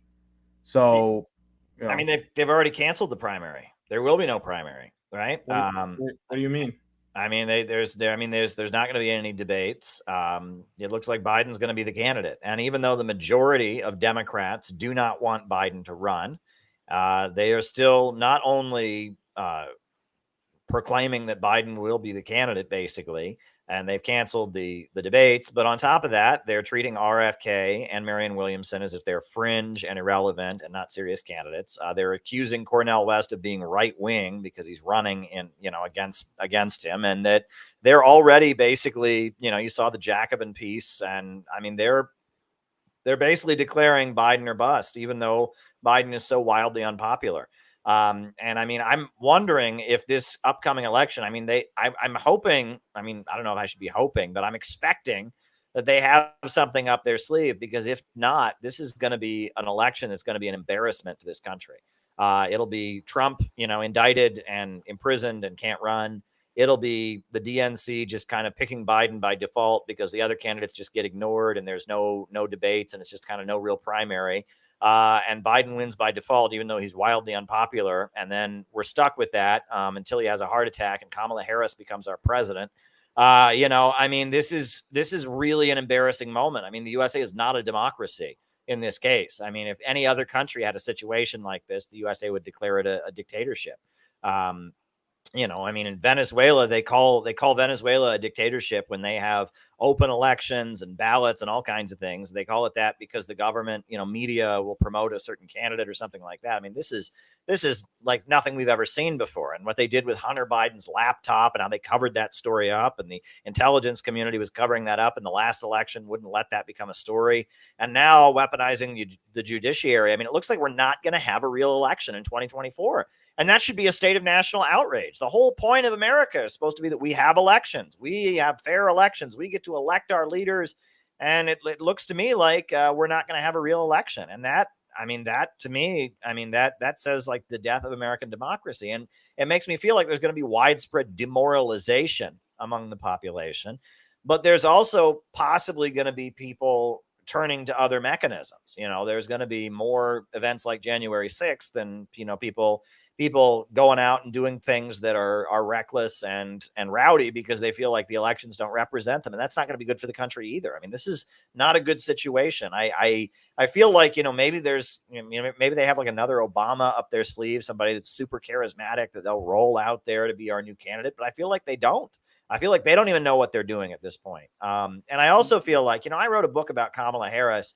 I feel like Kamala Harris, they want her to be the president of the United States because, just kind of like what you guys talked about with Victoria Nuland, she's unhinged and she's a damaged person that they know how to push her buttons. And even though the American people don't like her, she's less popular than Biden is, if that's, you know, if you can imagine that. I think there is a section of folks who are behind the Hillary Clinton State Department. They are determined to have Kamala Harris as president so they can do another Arab Spring. And it looks to me like that they're determined to make sure 2024 goes in a way that leads to a Kamala Harris presidency. Yeah, man, you live in a Gestapo state where Biden outright said, "I'm going to do everything constitutionally to make sure Trump can't run for president again." I mean, that right there should tell you everything you need to know about where you are. That should have been like a moment where people got out of their days and were like, wait, why the hell would a president say that? Yeah. About their political opponent. Just like so demented and to just think that they can get away with this. You know, I hate to really think that this is the end of the American empire. And I mean, of course, I am completely dedicated to making sure that that is not the case. I mean, you know, I want people to know that I'm a positivist, and I think Kynan is too. And Caleb, I think you are. I think this is all reversible. Yeah. And that, look, I talk a lot about the fall of Rome, and because I think it's a really relevant thing to discuss, because, you know, as a communist, you want to say down with U.S. imperialism. Absolutely, I'm against U.S. imperialism, you know, you're down with empires, etc. But when the Roman Empire fell, it was not replaced by anything better. The average height of human beings went down by like 1 or 2 inches. The life expectancy of human beings decreased by like 5 or 6 years. It took Europe 1,100 years to get back to the population level that it had at the height of the Roman Empire.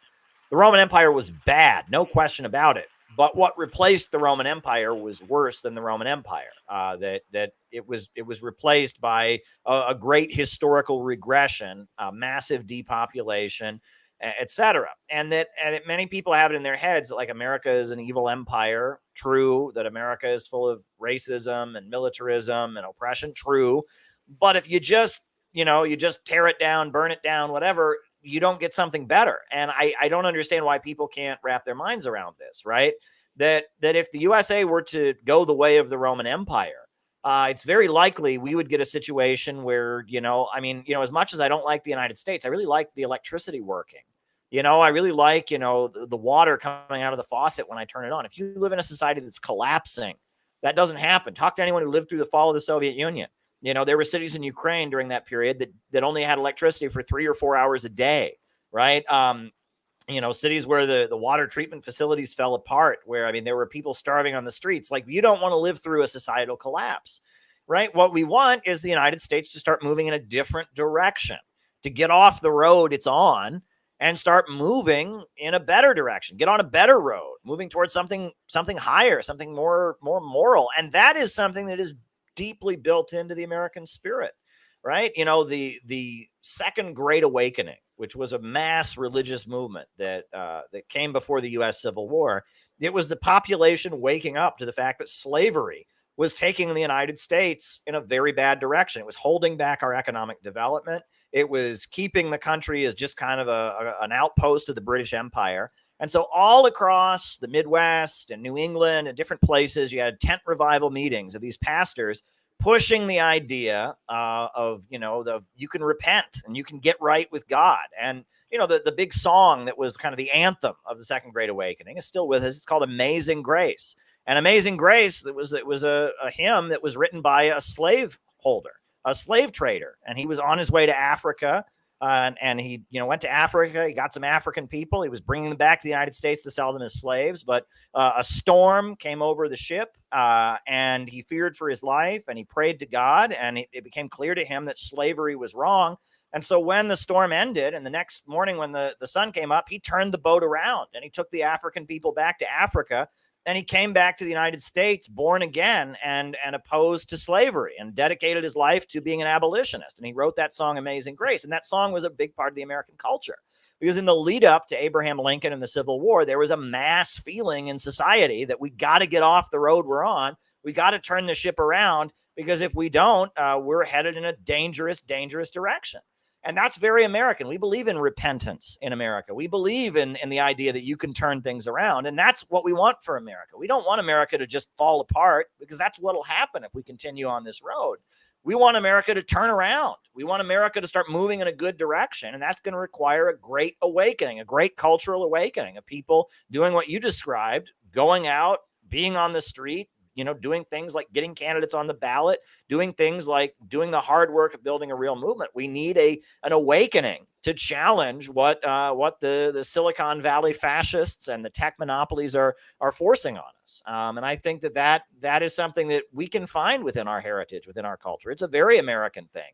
And in fact, we talk about being a nation of immigrants, and it's not fair, because, to say that, because many of the immigrants were brought here in chains, or they talk about the Chicano people, they didn't cross the border crossed them. But when you talk about the United States being vaguely a nation of immigrants, et cetera, you're talking about a group of people who said, we're going to get ourselves together and we're going to go to a new place. We're going to start all over again. That's very much in the American spirit, right? From generation after generation of people who said, we're going to go to a new place. We're going to get a new beginning. We're going to start something new. So I don't think that that's foreign to the United States. And that if we are serious, we need to find aspects of the American soul, of the American psyche, of the American culture that we can connect to. And this belief in economic growth, you guys in LaRouche, you're all about growth is good. That's very American, right? And capitalism right now is in a situation where they're trying to use degrowth methods to save it, right? Well, we got to appeal to the American innovation, hard work, but we can also appeal to this American desire for repentance, of turning around, of changing, right? There are different aspects of the American spirit we can appeal to. If we're going to save the country from this nightmare. But we do want to save the country, and that just sitting on the internet and condemning, right, which is very easy, right? I see it's very pessimistic. I think it was our friend Fox Green who pointed out that it's very easy to just say, oh, there is no hope, because then you have no responsibility, right? You can just say, oh, it's all doomed. It's all going to fall. And then you have no obligation to do anything. But it's dangerous and threatening to people sometimes to admit that we could actually intervene and have an impact, because that then obligates them to do something. And they don't want that. They don't want to be obligated to do something about it. Exactly. And hold on, I just want to shout out, thank you, Joel DeJean, for the $2. If you are liking what you're listening to so far, consider dropping us a super chat, and then I'll highlight your message for the number of minutes that the $sign is. So anyway, go ahead, Kynan. Yeah, no, Caleb, thank you very much for what you said, because I think you've done a really good job in presenting what is actually the real history of the United States. Because when you look at things like the 1619 projects and these attacks from, you may call it the synthetic left, on the history of the U.S., it's designed to make citizens forget about, what their spirit is, and to make them impotent, to make them completely unable to intervene in the political process, I think. And I think, because I think the real question people should be looking at is, how do we want other nations to view the United States, right? And you go back to the Bandung conference, you go back to Sukarno's, very brilliant speech in that conference, where he directly mentions the Paul Revere's famous ride and the Declaration of Independence as being really the first organized fight against colonialism. And I think he mentioned that because he wanted to appeal to the leadership of the United States, to the people of the United States, to actually get them to remember their real history. And so I would ask you, I mean, how do we need to organize the citizenry to really get them to make this new revolution of the United States, which it's not overthrowing the government or everything. It's just going back to what our true intentions were, and to actually make other nations see us in a better light. Well, I'm with the Center for Political Innovation, and we are a nonprofit. We do not endorse any candidate. We do not participate in elections. But what we are doing is we're building a network of people that have anti-imperialist views. And we are putting on conferences and seminars. We are publishing books. And one thing we have really been emphasizing is peace on the Korean Peninsula. We have a big banner, a beautiful banner. We were out in front of the White House with it. It has a picture of Trump and Kim shaking hands. It says, "Finish what Trump started, peaceful reunification of the Korean Peninsula." And that was really the best thing that Donald Trump did as president, I think. And we brought that banner to the streets of New York City. We marched to the New York City Peace March that happened on May 27th, which was a religious interfaith gathering at the United Nations. We brought about 30 people from the Rage Against the War Machine Coalition to that bigger rally that would march near the United Nations. We did that. That was an intervention that we have done. Another thing that we've done is we republished the Green Book of Muammar Gaddafi. And we have been distributing that because, Libya, that was a regime change war. Barack Obama told us that Gaddafi was just so bad, and if you actually look into the situation in Libya had the highest life expectancy on the African continent, the highest life expectancy of any country. And NATO bombs destroyed that. And now Libya is in ruin. A lot of the country doesn't have electricity. They have slave markets there. Once again, I mean, what Obama did in Libya, it was a regime change war that was sold based on lies, and it destroyed an African country. So we have republished Gaddafi, the leader of Libya, his green book, his manifesto about what, his vision of an Islamic socialist society was about, with an introduction going over the history of Libya and the facts of that war. We have sold over 2,000 copies of that book on Amazon.com, and hundreds more have been distributed around the country by our members. Many people have read the very words of Gaddafi, thanks to the work of the Center for Political Innovation. We had a conference, the Summit Against Hypocrisy in Washington, D.C., that was held, and it was to counter Joe Biden's Summit for Democracy. We had a good, good 50, 60, 70 people gathered to hear voices like Scott Ritter, Daniel Burke of the Schiller Institute, Nick Brana of the People's Party, Garland Nixon, Dr. Wilmer Leon. They gathered for this really, really important conference that we had to counter Joe Biden's, Democracy Summit. And then Peter Coffin, the great, comedian, a good friend of mine, he made a documentary, like a film of this conference that you can watch online. Just a beautiful, documentary showing what it was like to come together and put on the conference, and that we're trying to build a community of solidarity. We're trying to build a network of anti-imperialists, and we're trying to educate people and prepare for the coming storm. And that's what the Center for Political Innovation kind of aims to do. And that a lot of what we're doing is starting to take on more of a spiritual quality. Now, we obviously are not a religious organization. People are welcome to join regardless of their beliefs. But I take a huge amount of inspiration from Christianity and from the Bible. And that we are becoming more religious in the way we view things. Because, as much as I come at things, I was trained in a Marxist materialist perspective.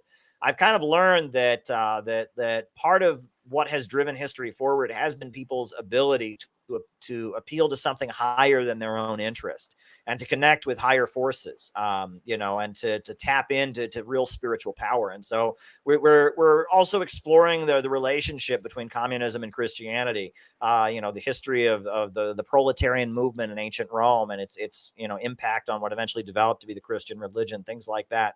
We're building a network and a community, and that's what we're trying to do. And our hope, we don't campaign for people. We're not involved, but we hope that people that go out and organize labor unions, people that go out and campaign for candidates, will take some of the knowledge and some of the community and sharing and skill building and education that we provide at the Center for Political Innovation and apply it elsewhere. We don't have any restriction on dual membership, right? We have members of the Party of Communists, the Communist Party that are involved. We have people that are members of the People's Party, members of the Green Party, members of the Libertarian Party that are involved. We have no restriction on dual membership. We're an educational nonprofit. We're a community of people that are studying economics and history and socialism and the history of anti-imperialism, et cetera. And so we just want to bring people together and kind of build a community of solidarity and resistance, and try to change the course of the history of our country. Well, first of all, that was a very good pitch for CPI. I think CPI is greater than CPU. My personal opinion. You don't have to take a side on that. I'm sure. Anyway, what's CPU? Communist Party of the United States. Oh, CPUSA. Yeah. CPUSA. That's what I'm saying. Yeah. Mm-hmm. Well, because your full name is Center for Political Innovation, or is that it? No, that's it, right? Just Center for Political Innovation. Just CPI? That's correct. Yep. Oh, okay. Excuse me. Yeah. So CPI greater than CPUSA. Also, what website can people find more info on CPI in case they're interested? CPIUSA.org. So maybe that's what you were thinking of, the website. CPIUSA.org. Let me put that .org, and then I will highlight it here. Hold on. Bam. There we go. CPIUSA.org. So people can definitely check that out. Going back to this idea of what we see as an American revolution, people often kind of say, as you said, Caleb, that yes, U.S. imperialism should be abolished. And yes, I completely agree with you on that. I think the United States and the America we have today is not the America that was founded. I think that America died in November 23rd, 1963, when President John F. Kennedy was killed, subsequently then followed by Martin Luther King and then his brother Bobby Kennedy. And then before Kennedy, JFK, there was Malcolm X, and then there was Patrice Lumumba, and then there were plenty other people who were assassinated. That is the day America died. Because I think that was the last time you had a real president who actually changed. If you look at the Cuban Missile Crisis, you see that as a fulcrum of Kennedy. Before, he was ardently anti-Soviet, anti-communist. And then after the Cuban Missile Crisis, he does this speech at the UN saying, actually, the United States should be working with the Soviet Union in regards to space exploration, because space is big enough for all of us. And I think America, as I know it, and what I think America is, people say, we were founded on slavery. Well, that was the British who brought the slaves over in the 1600s. Okay, America did not exist until 1776. And to me, America is Alexander Hamilton and Gouverneur Morris arguing with the other founding fathers to abolish slavery. America to me is Thomas Jefferson saying all men are created equal. And I don't like Jefferson, but we don't have to, completely besmirch what he did with the Declaration of Independence. Alexander Hamilton and Gouverneur Morris couldn't win the battle against slavery. They tried their best, but America to me is Frederick Douglass yelling at Lincoln about why he needs to free the slaves, and then subsequently then recruiting 100,000 black soldiers to the Civil War which actually is the reason why, or one of the major reasons why, the Union was able to ultimately prevail. America to me is FDR telling people there is no reason to, there's nothing to fear but fear itself. And America to me is Martin Luther King Jr. marching in the streets with people for civil rights. That to me is America, and that is what I love. And so, of course, I denounce whatever the hell it is we have today, because that is not America. That is not the United States, and those are just my thoughts. I just thought I'd put that out there because I have friends who ardently hate the United States as if there are no redeeming qualities. And even Cornel West said this, that he wants to reintroduce America to the best parts of itself. I'd like to believe him. We'll see if he's telling the truth on that. Kynan. Well, Caleb, I would like to, because Jose mentioned the Kennedy assassination as really marking this kind of paradigm shift where people who were originally optimistic, you had, the space program, you had people that were still, mainly productive. This all, turned upside its head, especially with the subsequent assassinations with MLK, Malcolm X, and people, were subsumed in this culture we see today. It's whatever I could find that gives me pleasure, that's what I want. That's the meaning of my life. But we've been really using this Kennedy thing as a flank because we've recently had the 60th anniversary of his very famous American University speech, which I'm sure you know well, where he talks about the kind of peace that we want to create in the world and actually understanding the Soviet Union's perspective. He talks about the massive casualties that they had suffered within the Second World War, over 27 million. He talks about their achievements in science and culture. And I mean, Biden's saying nothing like this, obviously. We've never seen a speech like this in our present day, within my own lifetime, So I want to get your thoughts on the importance of Kennedy today, it being the 50th anniversary of that speech and his upcoming 50th anniversary of his assassination, and how that could actually, get people to consider what it is to be an American. Well, I played that speech on my live stream. And I often will reference a book about the Kennedy assassination called The Yankee and Cowboy War. And it was written by Carl Oglesby. And it interprets U.S. history and the political crisis of the 60s and 70s as a fight among our elite. Between, what they call the Eastern establishment, the Rockefellers and the wealthy New England circles connected to Britain, and the military industrial complex, and the kind of a push and pull between the two of them. And the interpretation of the Kennedy assassination that I've generally heard, that's repeated in that book, but it was also put forward by Sam Marcy, who was the founder of the Workers' World Party, is that basically that was a firing squad. That was a military execution. That in that speech, John F. Kennedy was making clear that he wanted to de-escalate the arms race. He wanted to find common ground to some degree or other with the Soviet Union. I believe at his UN speech, he called for making the moon mission a united effort between the Soviet Union and the United States, and that he wasn't going to play into the agenda of folks who just wanted to make a lot of money through having big, huge wars and blowing things up. And he was kind of an impediment to a big section of the U.S. economy, which was, all about war. And he wasn't thrilled about going into Vietnam and escalating the Vietnam War. And so it seems like the military industrial complex terminated his presidency. And that it seems like even before that speech and before Bay of Pigs, that Kennedy had this notion that the way to fight the communists was to provide services to people. For example, like one thing that's pointed out is that, that part of the way the Kennedy administration operated was that they enabled various countries that were U.S. aligned but were not communist to develop.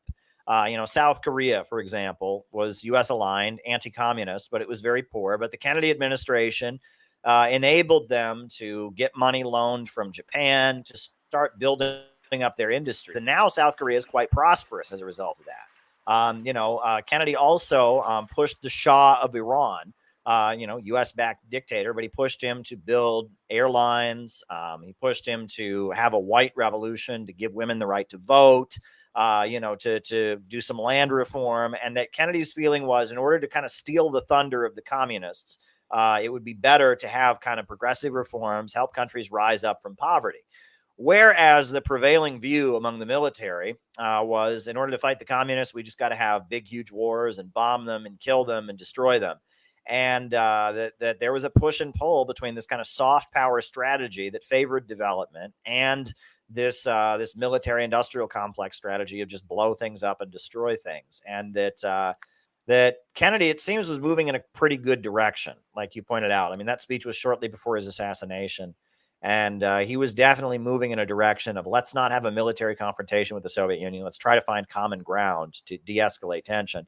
Now, that's a very anti-communist speech, but you'll notice it wasn't anti-communist enough, right? And that anti-communism has become kind of the religion of the United States, to the point that, it's like, and it reminds you of the atmosphere now, right? I mean, it's not enough to say that you hate Putin. It's like, well, one politician will say, I hate Putin. I super hate Putin. Yeah, well, I super duper hate Putin. Well, I hate Putin and all of Russia. Yeah, well, I hate all of Russia that's ever existed. Well, I hate all of Russia and all. I mean, it's like they're just one-upping each other in this idiotic hatred that doesn't help anybody. How does it help anything? It doesn't in any way make the world a better place, but they're performing for the war lobby. So it's very dangerous.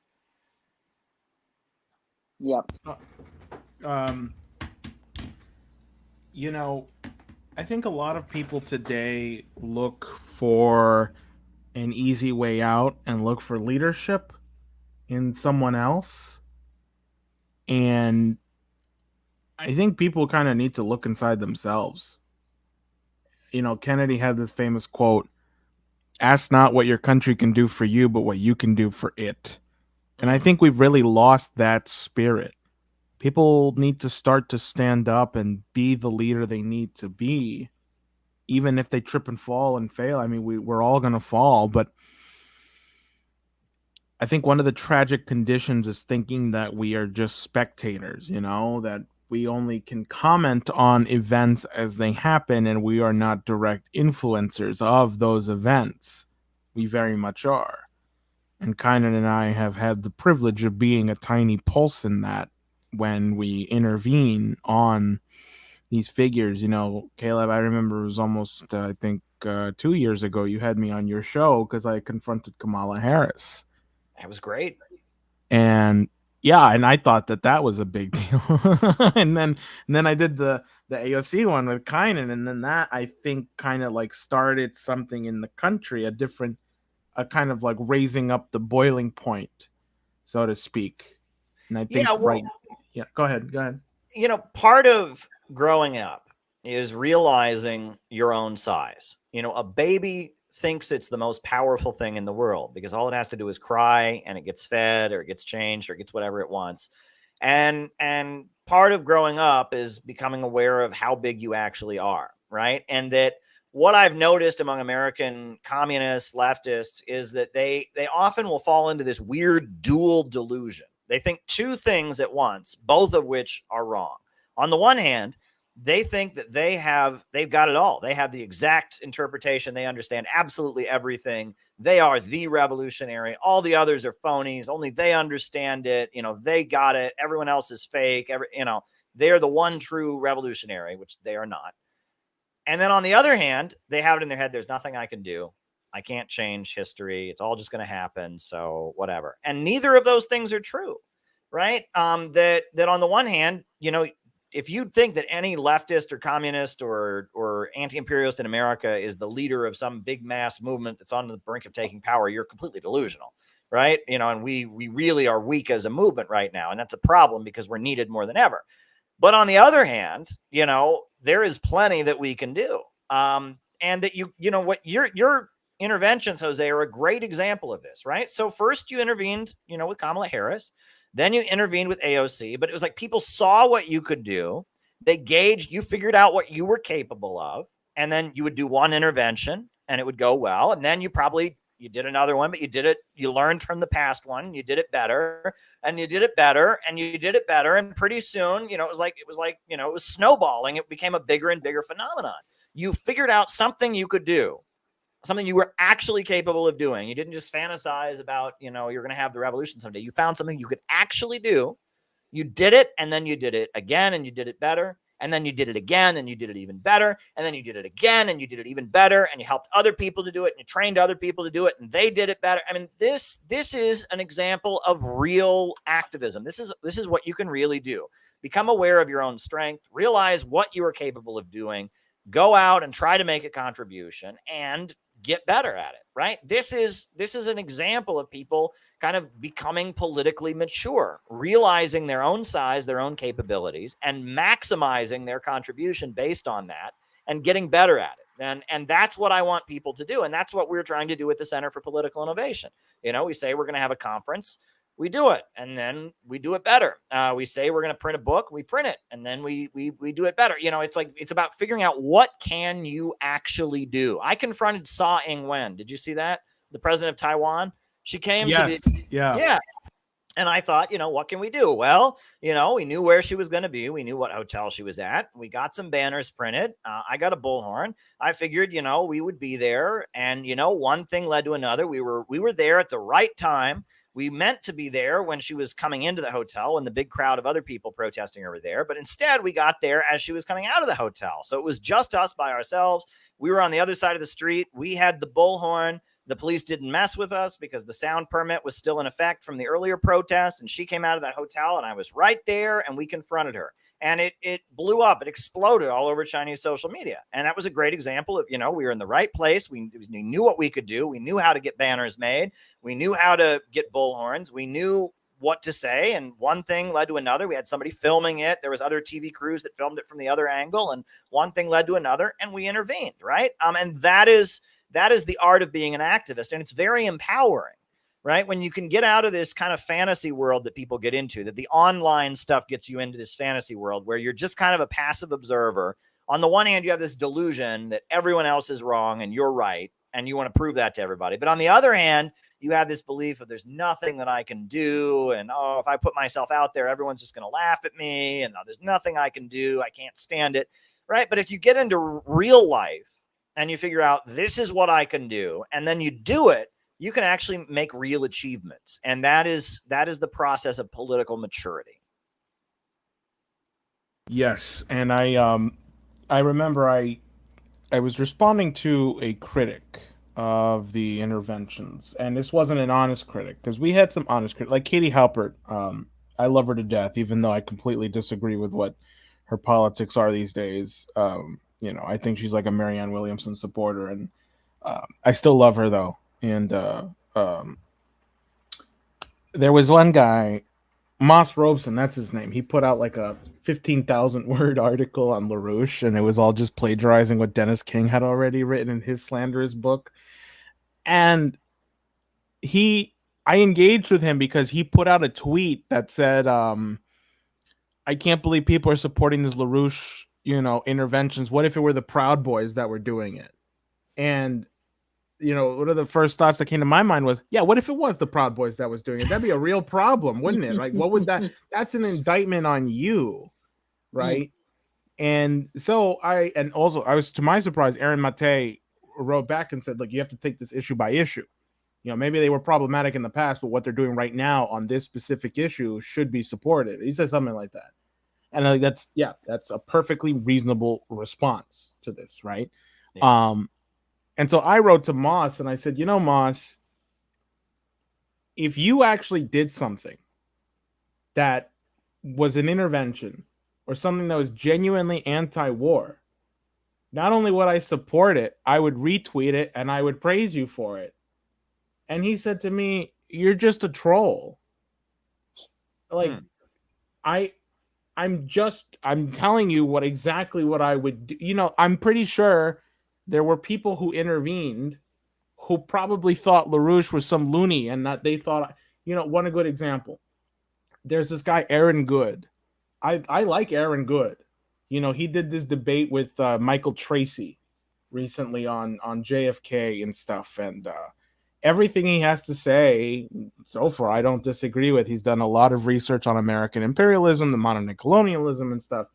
You know, he's a good researcher. And I saw his Twitter. He was bad mouthing us because we were LaRouche. And so I got on Katie Halpert's call-in show where Aaron Good was on. And Katie Halper didn't know the relationship. And so Katie was like, oh, okay, Aaron, this is Jose. You know, Jose, he's one of those really famous for these interventions. And he just says, And I think I forgot what intervention we had just done, Kynan, that I think it was the one we did against the NED guy. Yeah, that's right. We did win against the president of the National Endowment for Democracy, and I gave a report on that. And he said, you know, he was a man of few words. Okay, well, good job you did that. I think the next day or 2 days after on Twitter, he tweets out, look, I think the LaRouche people are worse than NAFO trolls, but what they're doing right now should be supported because I don't see anyone else doing it. And then I responded, no, because see, this is where the Shakespeare helps. It's not about being egotistical about it. It's not about, you know, kind of like the moral superiority. I responded to him and I said, hey, I'm not asking you to join my organization. Support me when you feel it right. Denounce me when you feel it right. But we have mutual goals. And we've been like that ever since. Because that's the point here. Right. I think, you know, this is not a popularity contest. This is I want you to be alive to denounce me contest. That's what right. we're trying to do here.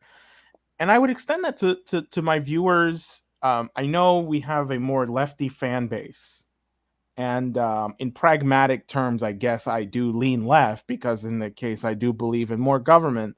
But that's a very pragmatic term. I don't believe in defining myself in labels.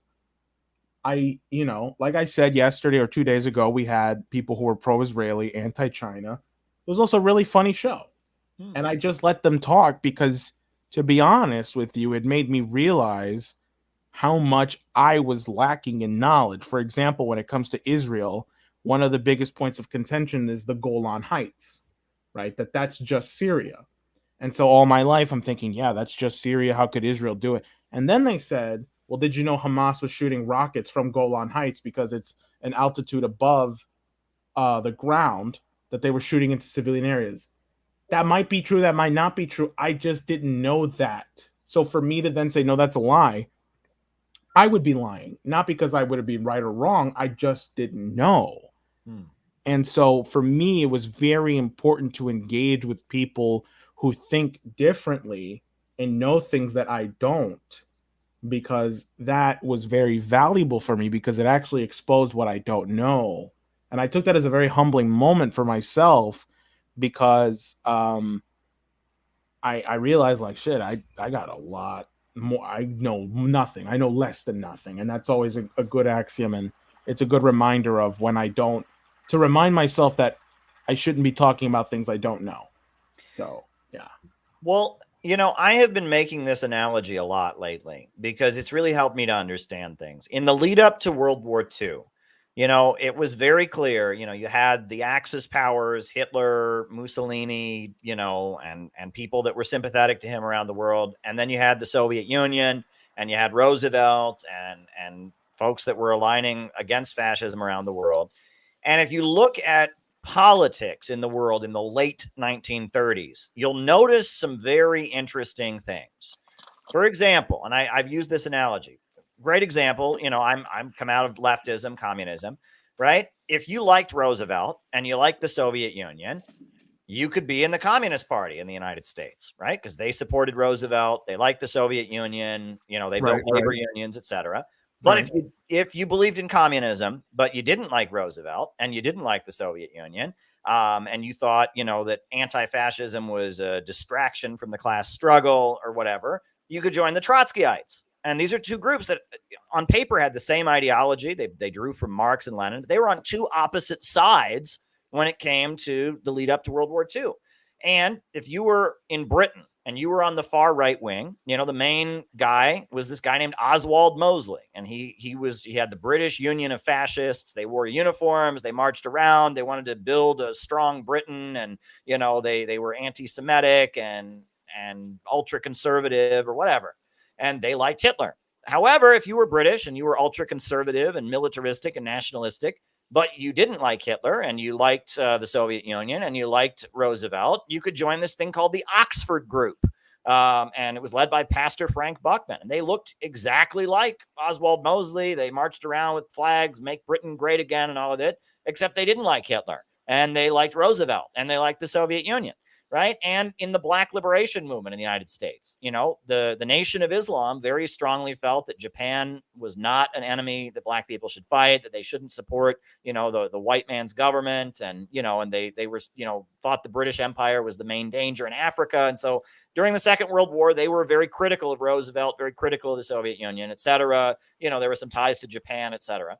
However, you also had Father Divine, who was a minister in Harlem, had a huge following, and he loved the Soviet Union, and he loved Roosevelt. And Father Divine and the Nation of Islam, Elijah Muhammad, had roughly the same message. It was a religious movement dedicated to freeing Black people, but they were on opposite sides. And that's kind of what we're seeing in the period that we're in right now. And it's actually kind of shocking to me. You can be a Marxist and be, supporting the war drive against Russia and be supporting the arming Ukraine, or be a Marxist and be against it. You can be a libertarian and be supporting the Rage Against the War Machine rally and opposing an escalation against China, or you can be a libertarian and be supporting those things. You can be a Republican and a conservative, and be on one side or the other. And that we're seeing every ideology get divided down the middle over the concrete issues of where do you actually stand. And I am at the point where, yes, I'm a Marxist. I see myself as part of the global communist movement. And I will point out that every communist government in the world supports Russia and Ukraine right now. Every single one. Cuba, North Korea, Venezuela, Nicaragua, Vietnam, Laos. So, just pointing that out, if you're a Marxist and you think you know better than all the actual communist governments, I guess you got an ego issue. That's on you. But regardless, right? I don't care if you call yourself a Marxist or not. I care. Do you want to escalate with Russia and keep sending weapons to Ukraine or not? Do you want to escalate with China and provoke a confrontation on the Taiwan Straits or not? Do you want to free Julian Assange or not? Do you want to drop the charges against the Uhuru movement or not? Do you support this Restrict Act that's a huge attack on our civil liberties? Do you support it or do you oppose it? Those are the issues that I'm concerned about. And if I sit here and play this game of, well, are you a Marxist? Oh, or do you say you're a Marxist? Now tell me that you like Karl Marx. Swear on a stack of copies of the Communist Manifesto that you're a Marxist. If I play that game, it doesn't matter because there's plenty of people that are quote unquote Marxists and have good Marxist credentials that are dead wrong. And there's plenty of people that are not Marxists in any conceivable way, but in terms of their libertarian perspective or their LaRouchian perspective or their Republican conservative perspective or whatever, they get it. And I want to work with people who get it, who are on the same side that I'm on. I don't want to play an ideological game, right? People can do very evil things in the name of all kinds of different ideologies, but people can do very good things in the name of all kinds of different ideologies. You know what I'm saying? There are, when we were communists, we used to talk about this, there are fascists that invoke the Bible and talk about, Jesus and justify their fascism on the basis of Christianity. But then there's liberation theologists in Latin America, who fight for the people and stand with the oppressed using the Bible. They read the same Bible, but they interpret it differently. And that is kind of the situation we're facing here. And we got to stop seeing things in terms of ideology and instead see things in terms of which side are you on. You guys are on the right side. The Mises Caucus of the Libertarian Party is on the right side. The People's Party is on the right side. And I want to work with people that are on the right side because we're headed in a very dangerous direction. And that's something that again, this is political maturity, right? When you're just kind of on the internet, this becomes team sports. Are you waving a Marxist flag? Are you waving the other team's flag? But when you really get to real issues affecting the country, What are you for? What are you against? Where do you stand? I totally agree. And you really just hit the nail on the head of why you shouldn't categorize people according to their beliefs, because I don't just see you as a communist. I'm not. I mean, one of the things I absolutely hate is when you're talking to people and they ask you, "Are you on the left or are you on the right?" And I choose to respond, "Well, I'm above." I'm not. I'm not going to just, because it's totally abstract. I'm not going to just sit here and tell you, "Oh, I'm on this side of the camp," because that's not who we are. When you actually engage in a dialogue with people, you get to see them as actual human beings, not just what their supposed labels are. So that's what I'll say about that. And Jose, I don't know how much time you want to go on for, but I saw someone in the chat that had asked where I should start with Linda LaRouche. What book should I read? So I'm just gonna shamelessly plug this in here. So You Wish to Learn All About Economics. I recommend you start with that. And I'll just read from it, because he starts with verse 28 of the book of Genesis. And God blessed them and said unto them, "Be fruitful and multiply and replenish the earth and subdue it." And he goes on to say, "Away with the foolish professors who claim economics is the dismal science, chained to a calculus of scarce resources. The only economics worth knowing is the science of increasing mankind's power over nature at increasing rates in accordance with natural laws expressed in the book of Genesis." So I'd recommend you start with that, because, LaRouche really made a name for himself by making these economic forecasts. He had known that Nixon was going to take the dollar off the gold reserve system, off Bretton Woods. And he devoted his life to really viewing economics not just in terms of money, but as a physical and science. So I think you should start with that. It's a great read. It's complicated, but it's worth it. So, Jose. Yeah, well, in terms of time, it's up to Caleb. Actually, I'm having a good time. Sure. Yeah. Again, not going anyplace. Kynan? Yeah, I'm free to go ahead for as long as you guys like. All right, let's really delve into theory here. So I want to talk about Communist Manifesto here, book 2, paragraph 5. Well, I guess if we want to get a little metaphysical here, Caleb, what are your thoughts on Plato versus Aristotle?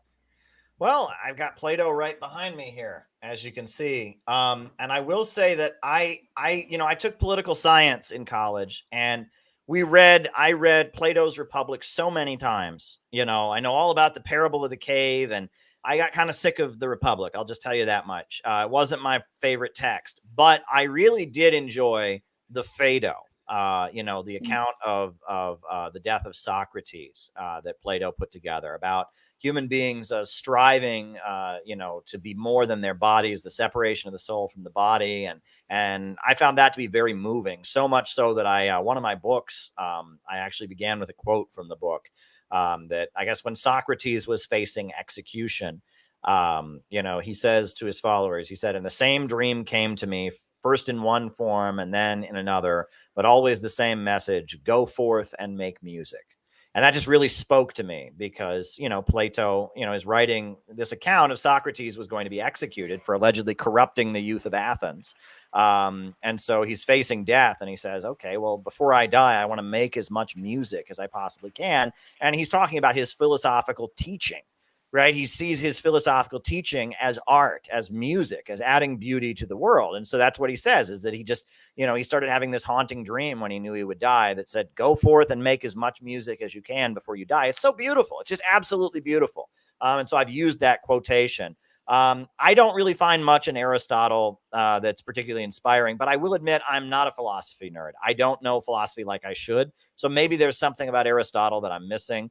But when it comes to Plato, I know the Republic pretty well, and the parable of the cave and all of that from college political science. And I know the Phaedo, and that's what I know. So there you go. Okay, yeah, one of my favorite paintings at the Met is The Death of Socrates by Jacques-Louis David. Not to sound all pretentious, but I'll pull up a picture of the painting here. Actually, I realized that we are not bound by our minds, but we also have the ability to forecast Our windows. I hope this works. Open image, a new tab. Oh, you can only see the one tab. Okay, well that sucks. But this is the death of Socrates here, and I really, no, I'm gonna do this again so I can then pull up the right tab here. Deep. This one. Here we go. Beautiful. Perfect. Wunderbar. There we go. Zoom in. Yeah. This entire painting tells the whole. Well, actually, what's beautiful about this painting is that it also talks about the fall of the French Revolution, and why it failed. But first, just for people who don't know the Phaedo, this was the last thing Socrates ever did because, well, he dies. It's also the first thing Plato writes when he flees to Egypt, I believe. See, because Socrates never wrote anything down. It was Plato who would write down the dialogues after. And Greece had a tradition of recitation and memorization. And Socrates actually believed that to be superior than writing things down. So, of course, if Plato hadn't written these things down, maybe we would not have had them. So, who's right on that one, Socrates? But what this painting shows here is Socrates getting the hemlock or the poison that's supposedly going to kill him here. So we come here. That's the poison. Now, this little hand gesture that he's doing is very important. This little thing here with the hand, he's pointing up because in the point of the dialogue, he's saying there is something more than just this mortal coil or this earth, that we are more than just our senses. And then he has this hand sign here over the, wow, thank you, Team Orca, so much. You have declared your independence with that super chat. Thank you so much. Oh yeah, I promised to keep it up for 2 minutes. Damn. Okay, only for this show. Anyway. So this hand sign here where he's kind of like hovering his hand over the hemlock is supposed to be an earthly sign. So whenever you see in paintings people who kind of hover their hand, Aristotle is depicted with that hand a lot because Aristotle didn't believe that we were more than just our senses. He didn't believe that we were more than just animals, basically. And so what you see here are his students and friends of his, people who are just like so distraught, like, Socrates, isn't this suicide? Because Socrates, see, is actually the Phaedo is the final in a trilogy of 3 dialogues. The trial, and then it's the apology, I believe, and then it's Phaedo. And so Socrates is being tried for, quote, corrupting the youth. And this is the poison that's going to kill him because he was sentenced to death for, quote, corrupting the youth. And so what you also see here is you see Plato. Now, Plato actually wasn't at the death of Socrates. And he says that in the Phaedo, actually, somebody else is recounting what happens. But Jacques-Louis David paints him like this because, for one, it serves as a metaphor. For one, the back of his head is almost as if it's projecting the image onto the scene, as if this is all coming from, Plato's mind. So, like, it's all being projected. The other thing is he looks kind of sad and solace. And what people miss is that Jacques-Louis David actually signed his name twice. So there's the initials LD right underneath Plato, as if to say he kind of resonates with that. Thank you so much, Wandering Ginkgo, for signing up on Patreon. You have declared your independence.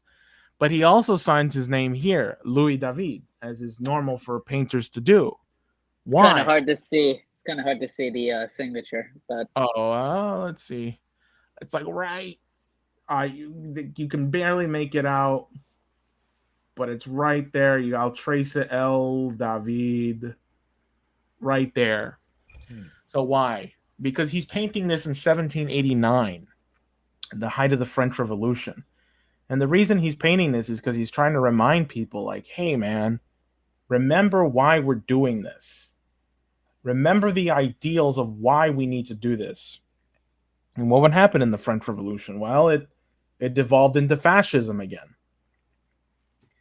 And so I think we're actually at a point right now also where people kind of need to figure out, are they going to be like Socrates, or are they going to be like the French Revolution? And this is also kind of my fear, Caleb, with the interventions. Because other people have intervened completely organic, people I have not trained, who just go up, but it's not refined. It's kind of like they call AOC an idiot or a dumbass or something, and it's rage. Now, it's a good impulse to go and do it, but it's not principled. And that's how you get a French Revolution, where people just start chopping people's heads off and there's no real principle anymore, and you abandon all reason and science. I asked this to Helga Zeplerush, and she said we need more love and beauty. What do you think, Caleb?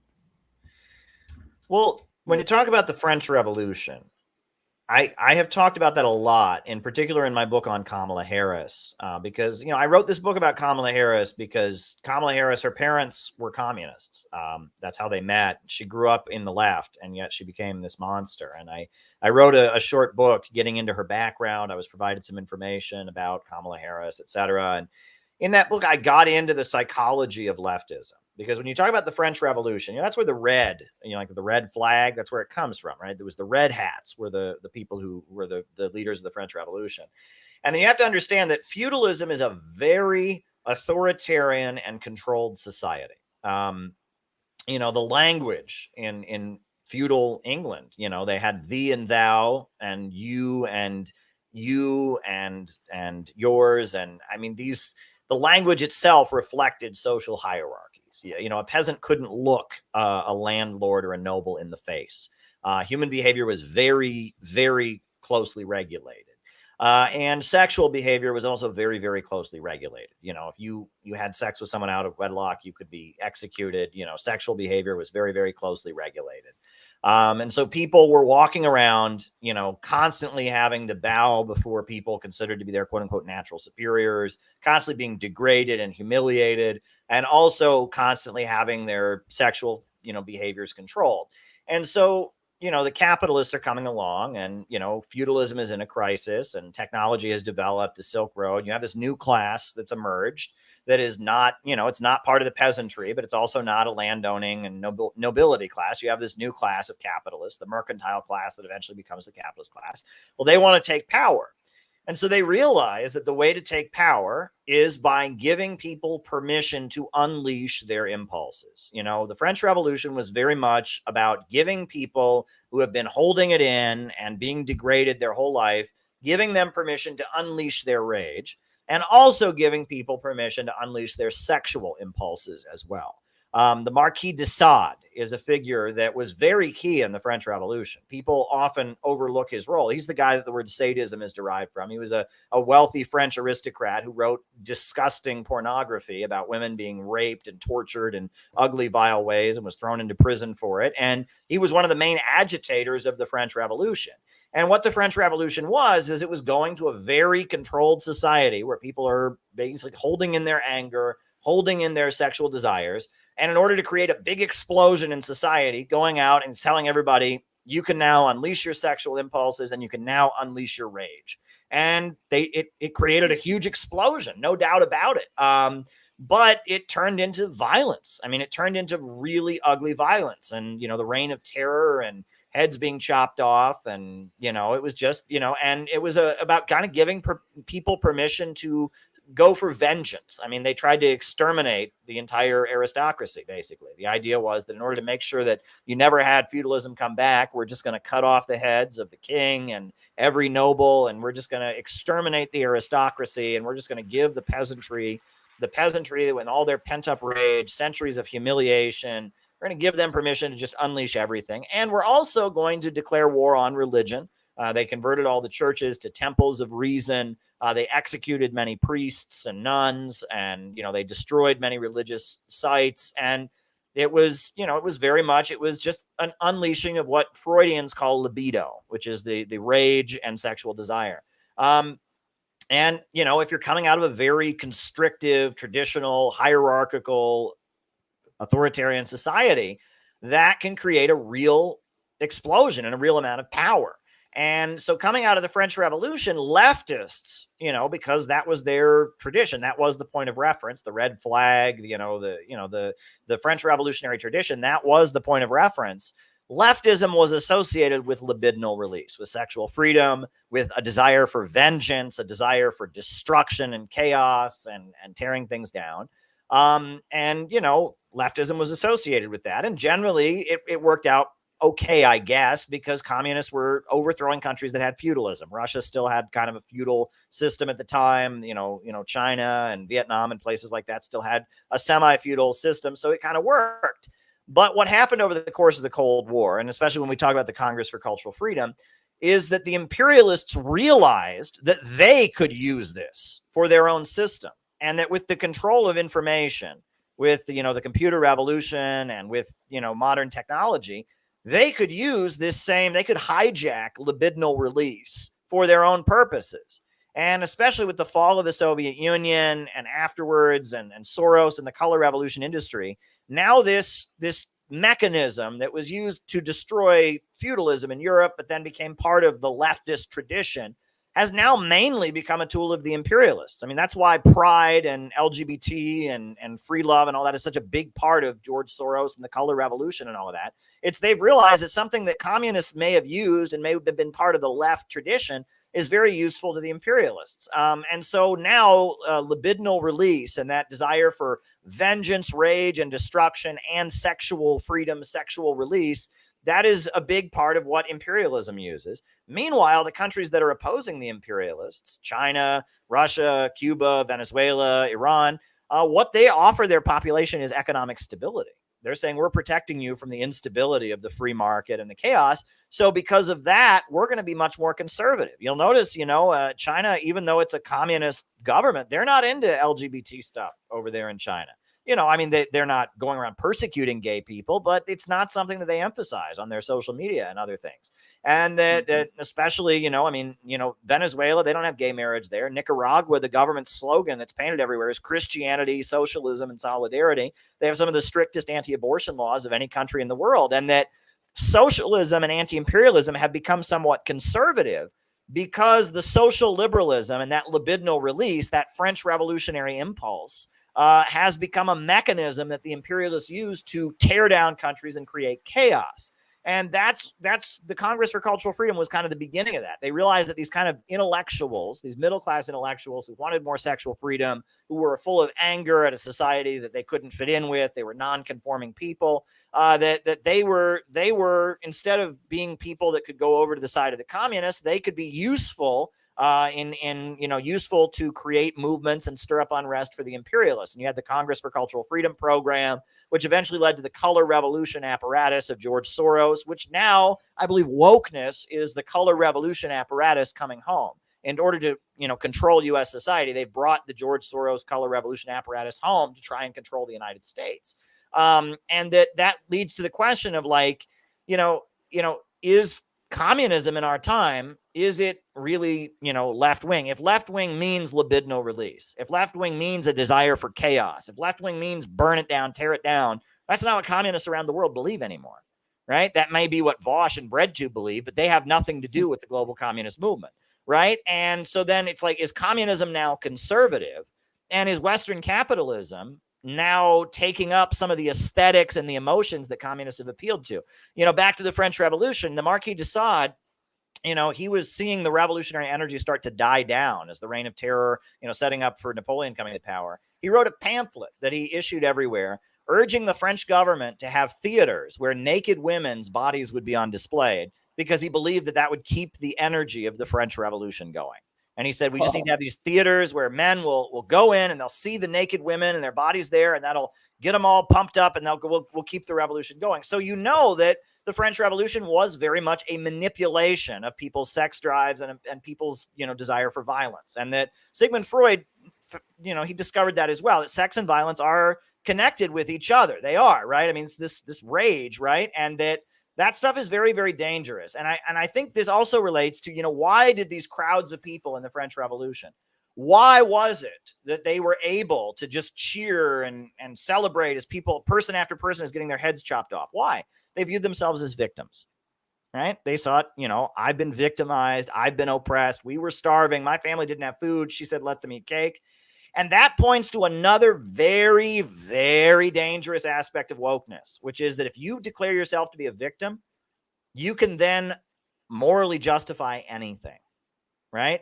That if you're a victim, right, then whatever you do somehow is okay. And that is how you can get people to do very evil things, by declaring themselves to be a victim. And in my book on Kamala Harris, I go into great detail about that, because Kamala Harris thinks of herself as a victim, right? I mean, it's clear that she has been victimized in her life. She talks about her 10-year-old self constantly. She has T-shirts printed with the face of 10-year-old Kamala Harris on it. She shouted at Joe Biden, "That girl was me. That little girl was me." Kamala Harris, in her mind, the world has screwed her over. And it's probably true. She's probably suffered horrendously in her life. You read what went on with the separation between her and her mother, and how, her father, she's estranged from him. And there's other things you can read about. Kamala Harris has had a hard life, but on the basis of seeing herself as a victim and seeing herself as the world has been unfair to her, she was able to lock up thousands of people in California for smoking marijuana and then laugh about it and admit that she smoked marijuana herself. She was able to try and block DNA evidence to keep an innocent man on death row because she wanted to execute somebody. Right? She came very close to executing an innocent man. The governor of California wanted DNA evidence. She tried to block it. They got the DNA evidence, and the execution was called off. I mean, that looks like attempted murder to me, if you're trying to execute an innocent man and prevent evidence. I mean, but Kamala Harris, if you listen to the way she talks, she's always talking about her own childhood. She's always talking about how unfair the world was to her. And that is part of that woke mindset. That's part of that French Revolution mindset. When you declare yourself to have been a victim, that assuages you of any moral responsibility. And that is really, really, really dangerous. It's really, really dangerous. And that is some of the, and again, this is our movement, communism as a movement. Yes, we made people feel like victims. Yes, we tapped into people's ability to feel like they wanted revenge, to feel like they wanted more sexual freedom. And the methods that communists used in order to come to power have now been hijacked by the imperialists, and they're using them all over the world. And that's something we need to be aware of. So that's a very long answer to your question, Jose, but there you go. No, I think that's, go ahead. Were you gonna say something, Kynan? Yeah, no, that thing you mentioned about Marquis de Sade and, getting these naked women in the theaters to boost the morale of troops. I don't know if you saw it, Kayla, but in one of these mainstream propaganda outlets, someone had talked to this prostitute in Ukraine, who was basically saying, when the troops, they come into our brothels and, and they have sex with us, it really boosts their morale, Wow. So yeah, us having sex with, the Ukrainian troops, it really encourages them to go and fight, the Russian enemy. That's just something funny. That's what that reminded me of. But think about Japan and the comfort women during World War II, right? And you think about that, and that, Nietzsche, who I just loathe, by the way, Nietzsche is just the symbol of evil. In his writing, he hails what he calls the blonde beast, which is, he argues that, that Christianity and all of that has restrained the white man. But as the white man becomes a colonizer and becomes an imperialist, he lifts off the slave morality, and he becomes the blonde beast, right? And he's celebrating the fact that, in the period of colonialism, in the 1800s, when Britain was colonizing Africa, I mean, the British settlers committed horrendous crimes, rape and murder and all of this. And Nietzsche is writing about this and saying, this is the natural way. This is the way humans are supposed to be. And that Christianity, he argues, is slave morality. He says Christianity and communism are the same thing. It's the resentment of the weak against the strong. And that a lot of what the imperialists do is give people just permission to unleash their impulses. And that if we view that as left wing, again, the imperialists, that's kind of, when you talk about philosophical irrationalism and postmodernism, a lot of that is viewing human beings as animals and celebrating the animalistic aspects of human beings. Whereas if you look at Socrates, he's telling his followers as he's dying, we want you to not be an animal. We want you to transcend your body and pain and pleasure and become something higher than that, right? Whereas Nietzsche and the postmodernists and Ayn Rand and all of them are just celebrating the animalness of human beings. So there you go. Yeah. And also, the French Revolution, I mean, it's a very interesting moment in history, and relating to everything you said about the mentality that coincided with it.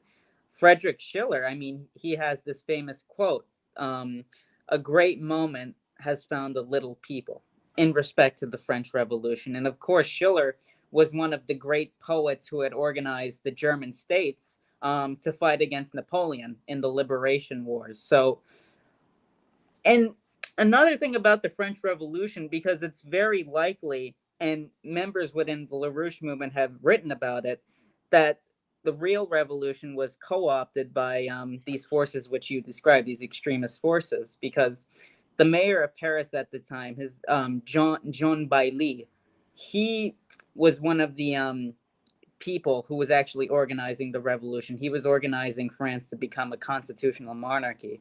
And he had led, the famous tennis court at the time, and had helped lead, the famous document that came out of that, the Declarations of the Rights of Man. But in the Reign of Terror, he was killed. And also within the Reign of Terror, you saw this complete antipathy towards anyone that, came out of the educated aristocratic class, right? If you knew science, you had to be, you were killed, if you were educated. So it's interesting because we might not know, it probably isn't what we think it is. It might have been co-opted because Europe, I mean, you saw the American Revolution, right? Europe was absolutely terrified that this revolutionary impulse was actually going to come into Europe. It was hitting Spain. Carlos, the famous king at the time was Carlos III. He was putting in reforms. France had supported the American Revolution. And I think the British in particular were absolutely terrified of republics forming in Europe. So that's one thing to consider in respect to that.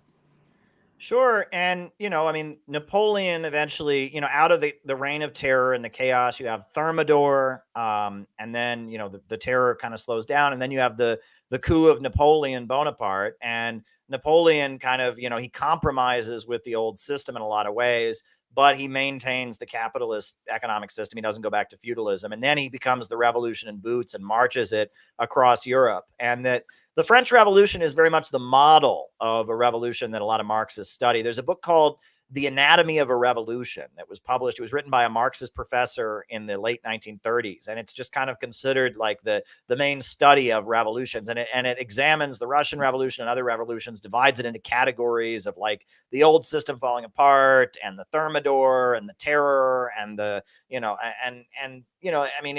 that is kind of like the model that a lot of, the left tradition looks to as being the ideal revolution. But in a lot of ways, like at this point, everything that comes out of the French Revolution, I don't think it serves a revolutionary purpose. Feudalism doesn't exist anymore. We don't live in a feudal society. We live in a society which very much says there is no truth, where cash is king. And so this idea that we're going to give people permission to rebel against feudalism, I talked to, old boomer leftists, it's like they're triggered by the flag. They're triggered by Christianity, anything to do with it. They want to rebel. It's like they became leftists because they're mad at a society that gave them rules and right and wrong. And they want to prove that no one can tell them what to do. And, that is just not the energy that we're going to need in order to build socialism in the United States in our time.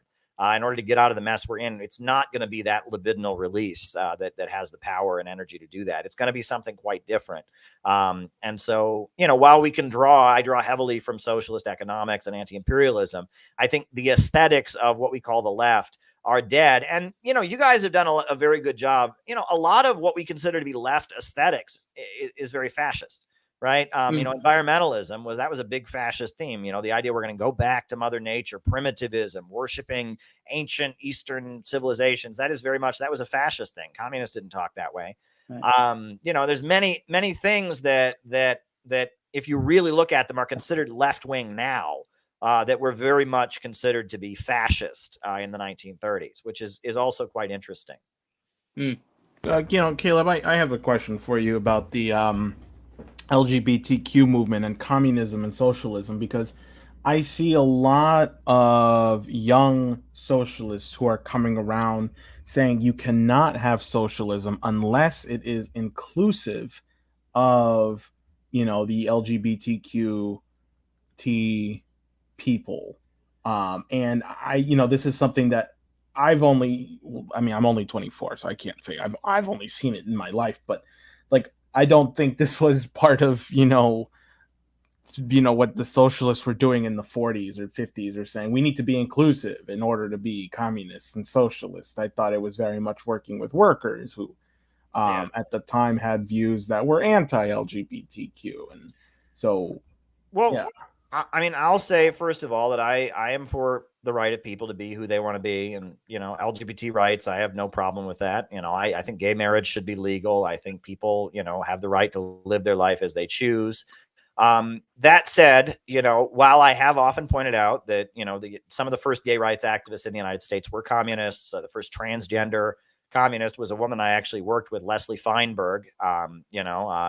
She was in the Workers' World Party, but I mean, you asked, can you be a communist without being LGBT inclusive? Until like the late 1980s, the standard position among almost all communists in the world was that homosexuality was a disease from capitalism. If you went to Cuba, they would say, we don't have that here. That we're not capitalists. We don't have that here, right? The term bourgeois decadence was used.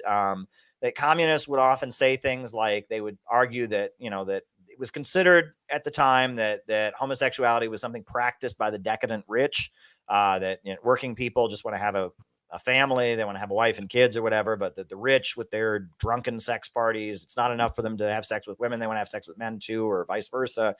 And that communists generally thought homosexuality was a disease from capitalism. Now, the early years of the Bolshevik Revolution, many people have said that the Soviet Union legalized homosexuality for the first couple years and then reversed that. And I've heard people contest that and say that that's not true, but that's what's generally written. If you read histories of the gay rights movement and communism, is that, it was after the rise of Stalin that there was a crackdown on homosexuality. That's when abortion was also outlawed.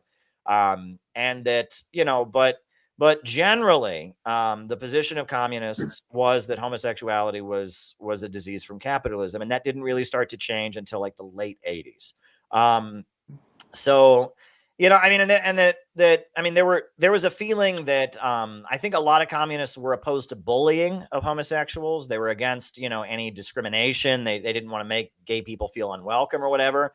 But there was a feeling that this is something that is kind of a deviation that is rooted in the capitalist system. Now, I don't feel that way. But this idea, kind of like what you were getting at with your question, this idea that like you can't have communism, without being LGBT inclusive. I mean, it's just a fact that, the overwhelming majority of communists in the world for the history of communism were not LGBT inclusive. I mean, that's just a fact. You can't escape from that. And I also think that, I'll also say that, again, as someone who believes that gay marriage should be legal, as someone who believes people should have the right to be who they are, I'm different than the people who make that the issue. You know what I'm saying? Like, I just, if people want to be who they are, fine. If people don't want to be, make sure people don't get bullied, fine. But does that mean that every meeting has to begin with us all going around and saying our pronouns? No. Does that mean that, we have to kick, if a woman has an issue about women's sports and doesn't feel, or has an issue with bathrooms, they have to be shunned out of our group because they're a trans, like, this is nuts, right? And that, what started out as, I remember when I was first doing communist politics, when I was like 19, I would go to events in Cleveland that would be around Pride Month or whatever. And it was very common that there would be a Catholic priest who would get up at the Pride event and say, I personally don't believe homosexuality is moral, but I am against the discrimination that your community faces. And, you all are welcome at my church anytime. And, and the people need to leave you alone. And the room full of gay activists would applaud. They would celebrate that because they were actually fighting for their rights. It was about the right to be included, the right to not be discriminated against, the right to not be arrested for what you do in your bedroom, right? And that movement I'm with, right? I'm with that at 100%. But this movement that wants to basically impose certain things on everyone, I'm not for, right? And because of that, I'm labeled homophobic and transphobic. I don't get it. I really don't get it. You know what I mean? But it's just like, They want to make that what it's all about. And there's not a recognition that look, I mean, the family is much more important to working class people than it is to middle class people. You know, people have enough money or whatever, they can, you know, be on their own, but working class people, they have to depend on each other.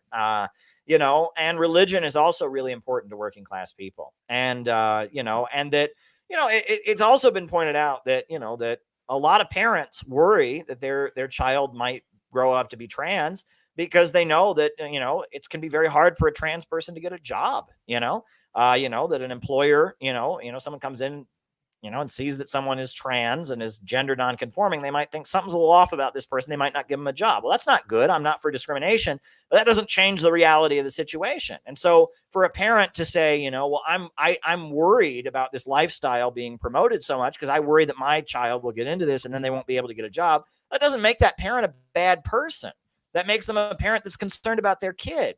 You know what I'm saying? Like, I mean, that, and, you know, these things must be acknowledged. And that, again, and there is, again, this language that people come up with where it's like anyone who acknowledges any question about any of this is immediately labeled a Nazi or a fascist, right? You know, I mean, look, I mean, I was targeted, you know, I faced bullying on the basis of people thinking I was gay or perceiving me as gay in high school. And I mean, that's an awful experience. I was the victim of what would probably now be described as anti-LGBT hate crime. So I'm not somebody who would go around, you know, promoting discrimination or promoting bullying or anything. But how about we focus on what brings us all together, like jobs and healthcare and education? We don't focus on trying. Look, my understanding also of the gender issue, right, is that, you know, Marxism shows that gender relations change as society changes. The way the family was under feudalism is very different than the way it is under capitalism. The way the family was in hunter-gatherer civilization is very different than it is now. And that this idea that there's this eternal sacred family, one man, one woman, 3 children. I always talk about, you know, there used to be a bumper sticker during the Bush years. It would say, you know, marriage equals 1 man plus 1 woman. And it would have a Bible verse. And I'd say, really? Well, how many wives did Abraham have? How many wives did Moses have? How many wives did Ezekiel have? You know, obviously the family has changed, right? And that's what Marxism shows, is that as the economic base changes, institutions like the government and the family change over time. Fine. And that's important. But other than that, this idea that we should try to have a gender-free society, right? You know, that we should try to impose from above. We should try to, you know, force a genderless society where, you know, there's no bathrooms of separate genders and there's no separate gender roles. That's ridiculous. And what good comes out of that? You know, I mean, it's one thing to say, you know, if a kid wants to play with dolls and he's a boy, let him. Okay, fine. You know, but why should we be trying to impose genderlessness on society? What good does that do? Right. And what does that have to do with Marxism? So that's my thought on that question. What do you think, Jose? Quite a stir you've caused in the chat here. Good. I just want to say, you know, the name of our show is called Declaring Independence because we are free from labels. We listen to people. We don't put people down for their views. Caleb, I think I'm pretty much 100% with what you're saying. I think we should not get rid of gender norms. I agree people have the right to do whatever they want.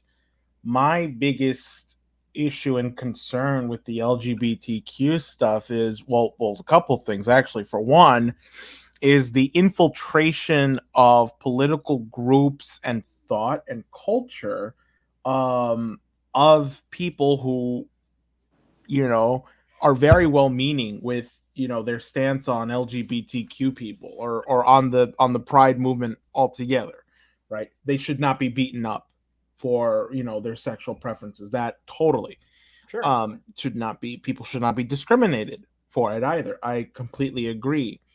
But kind of like the Green Movement, these things get co-opted instantly by establishment figures. You know, you become suspicious of it because you see Biden in the White House, you know, putting up pride flags at the White House. And then he invites this trans activist who just shows their titties out on the White House lawn. I mean, that was just like completely disrespectful and disgusting and just completely threw out. Oh, you vile transphobe. How dare you, Jose? You're not being acceptance of nudity on the Capitol floor. You're a vile transphobic bad person. but know, it's somehow not allowed to sing the national anthem. Right. And I think it was the Capitol too. yeah, and you know, overall, I mean, look, I don't care what adults do with their body and their free time, but I think it's becoming a problem now, you know, when you have this stuff in school, because the core of what LGBTQ and pride is well kind of related to what you're talking about with the sexual libido stuff. It's just about sex. That's what it's about. It's about, you know, your preference in it. And when you start talking to children who are under the 6th or 7th grade and, you know, about this, it's like you can really confuse a child. You know, children aren't allowed to get tattoos until they're 18 years old, 17 with parental permission, but they're completely okay to have body altering surgery at the age of 12, 13, puberty blockers, you know. I mean, that right there is very concerning to me. Why is this being pushed in school? Why are 5th graders who are 10 years old having Pride Day at school? Who is that for? The students? At 10 years old, most kids haven't even developed or had gone through puberty, where they've developed the you know, the well, what happens naturally, where they want to, you know, start, you know, reproducing, right? So you're putting that stuff in pre-puberty. You're really going to confuse the hell out of some preteens. I mean, it's you know, that's ultimately my concern. I just think it's a big manipulation of culture now, where you're trying to get people to be sexual deviants and to just think about, you know, what kind of sex do you prefer? And I think it also goes into why you have such a perverted culture with, like, you know, porn being rampant and porn being in our movies and in our shows. It's just everywhere. The sexualization of it. It's meant to kind of keep people in this animal-like state where they're just horny all the time, and that's all they think about, all they want to talk about. And that's my, you know, yeah. Yeah, when you're turned on, you're not thinking clearly. I mean, most men are quite aware of that, you know, that when you're in a state of arousal, you're not at your intellectual peak. You know, and, you know, I mean, if, you know, when people walk through Times Square and you look at all those bodies and all of that, I mean, you know, that are on the billboards and stuff, you know, there's a reason that they would want people to be in that state of mind all the time. Right. And I think we can understand that. And again, it's also kind of like, you know, like what I said earlier about gross, right? It kind of takes the place of the hard work of making compelling art, right? If you can just make something pornographic and sexual, it kind of avoids the hard work of making it intellectually stimulating. Yeah, Jose. I mean, another point is that it completely destroys our means of communicating with each other. You know, take the Latinx, for example. Now they want to, you know, get rid of gender in, you know, nouns and stuff. I mean, it's totally crazy. I mean, there's so many genders to the point that, you know, we're not going to know what to call people. So, yeah. I just want to point out, you know, it's okay in the chat to be disagreeable, but let's be respectful, okay? Or else you're going to get a timeout. If anybody wants to apply to be our moderator, just ask. I trust you enough, you can be our moderator, I guess. Maybe I'll vet you or something. I don't know. Yeah, all right. Look, it's 2 minutes to midnight, and I'm starting to feel tired. Caleb, you can go ahead. Give us your final thoughts, your final parting thoughts. Well, I really enjoyed coming on this stream. You guys are doing a great thing, and thank you for what you've done with your interventions. You guys have done tremendous work, encouraging people, showing them what they can do. I've really enjoyed this conversation. Good luck on building this channel. It sounds like you're already off to an amazing start. And, you know, the Center for Political Innovation is with you. We got to stop World War III. We got to stop the low-wage police state. We need to build this country up, start economic development, building, constructing, optimism, hope, beautiful art and culture. That's what I'm all about. So I think you guys are doing great work, and we are friends and comrades as far as I'm concerned. Thanks. Is there any links you want to plug in, Caleb, where people can find you, books and stuff like that? Oh, you know, I've got my book, Where is America Going? Marxism, MAGA, and the Coming Revolution. I think people will enjoy, you know, getting a kick out of reading it. I can drop the link to the book in the chat here if you want to give me a minute here. Go ahead. I'll drop the link in the chat because, it's a book that, it's already sold about 200 copies. I've been on Kim Iverson's show with it, and everyone who reads it gets something out of it. The reviews on Amazon are very good so far. There's about 14 reviews of it up on Amazon. All of them are positive, pretty much, and it's, people enjoy this book. They get a lot out of it. So, my hope is that people will read it and, hear the perspective. And I do draw from LaRouche as well as from a number of Marxists around the world and other writers. So let me just pull up the link, and I'll drop it in the chat if people want to pick up a copy. It is the book that I have written. It took me a long time to write. It's the result of really years of research. And yeah, I mean, it's I hope people will check it out. And let me just pull up the link for you. Yeah, no problem. While you do that, I just want to let people know 2 days ago we had one new member join our YouTube member thing, and I had completely forgot to mention them. I hope they're watching. I really do. I want to thank you for being our very first member and our only member so far. What do you get with membership? Well, I've named it Independence Declared. That's right. That's the one and only tier. If you donate $4.99 a month to us, you declare your independence. That's what I have so far. I don't know, in terms of perks and stuff, I guess kind of the idea and the vision would be to do merch or stuff or whatever, but that would be great. Oh, here we go. I got the link here to the you can just put it up. Bam, let's put that in the YouTube chat. And then so it's in the YouTube chat, folks, for Caleb's book. I'll leave there up there for another 5 seconds or so. If people want to check it out, support Caleb, support CPI if you like what he's doing. And I guess, just my parting thoughts and my final takeaway on this is, I hope our audience was either really engaged. Caleb, I know some of your fans came into our stream tonight. I know some of our fans are in the chat. And I really hope sincerely that people enjoyed the chat. And if you felt challenged or if you felt strongly about something, I hope you think about it, actually, and consider what was said that challenged you and see whether or not you may agree or disagree tomorrow. Just critically think about why you think the way you think.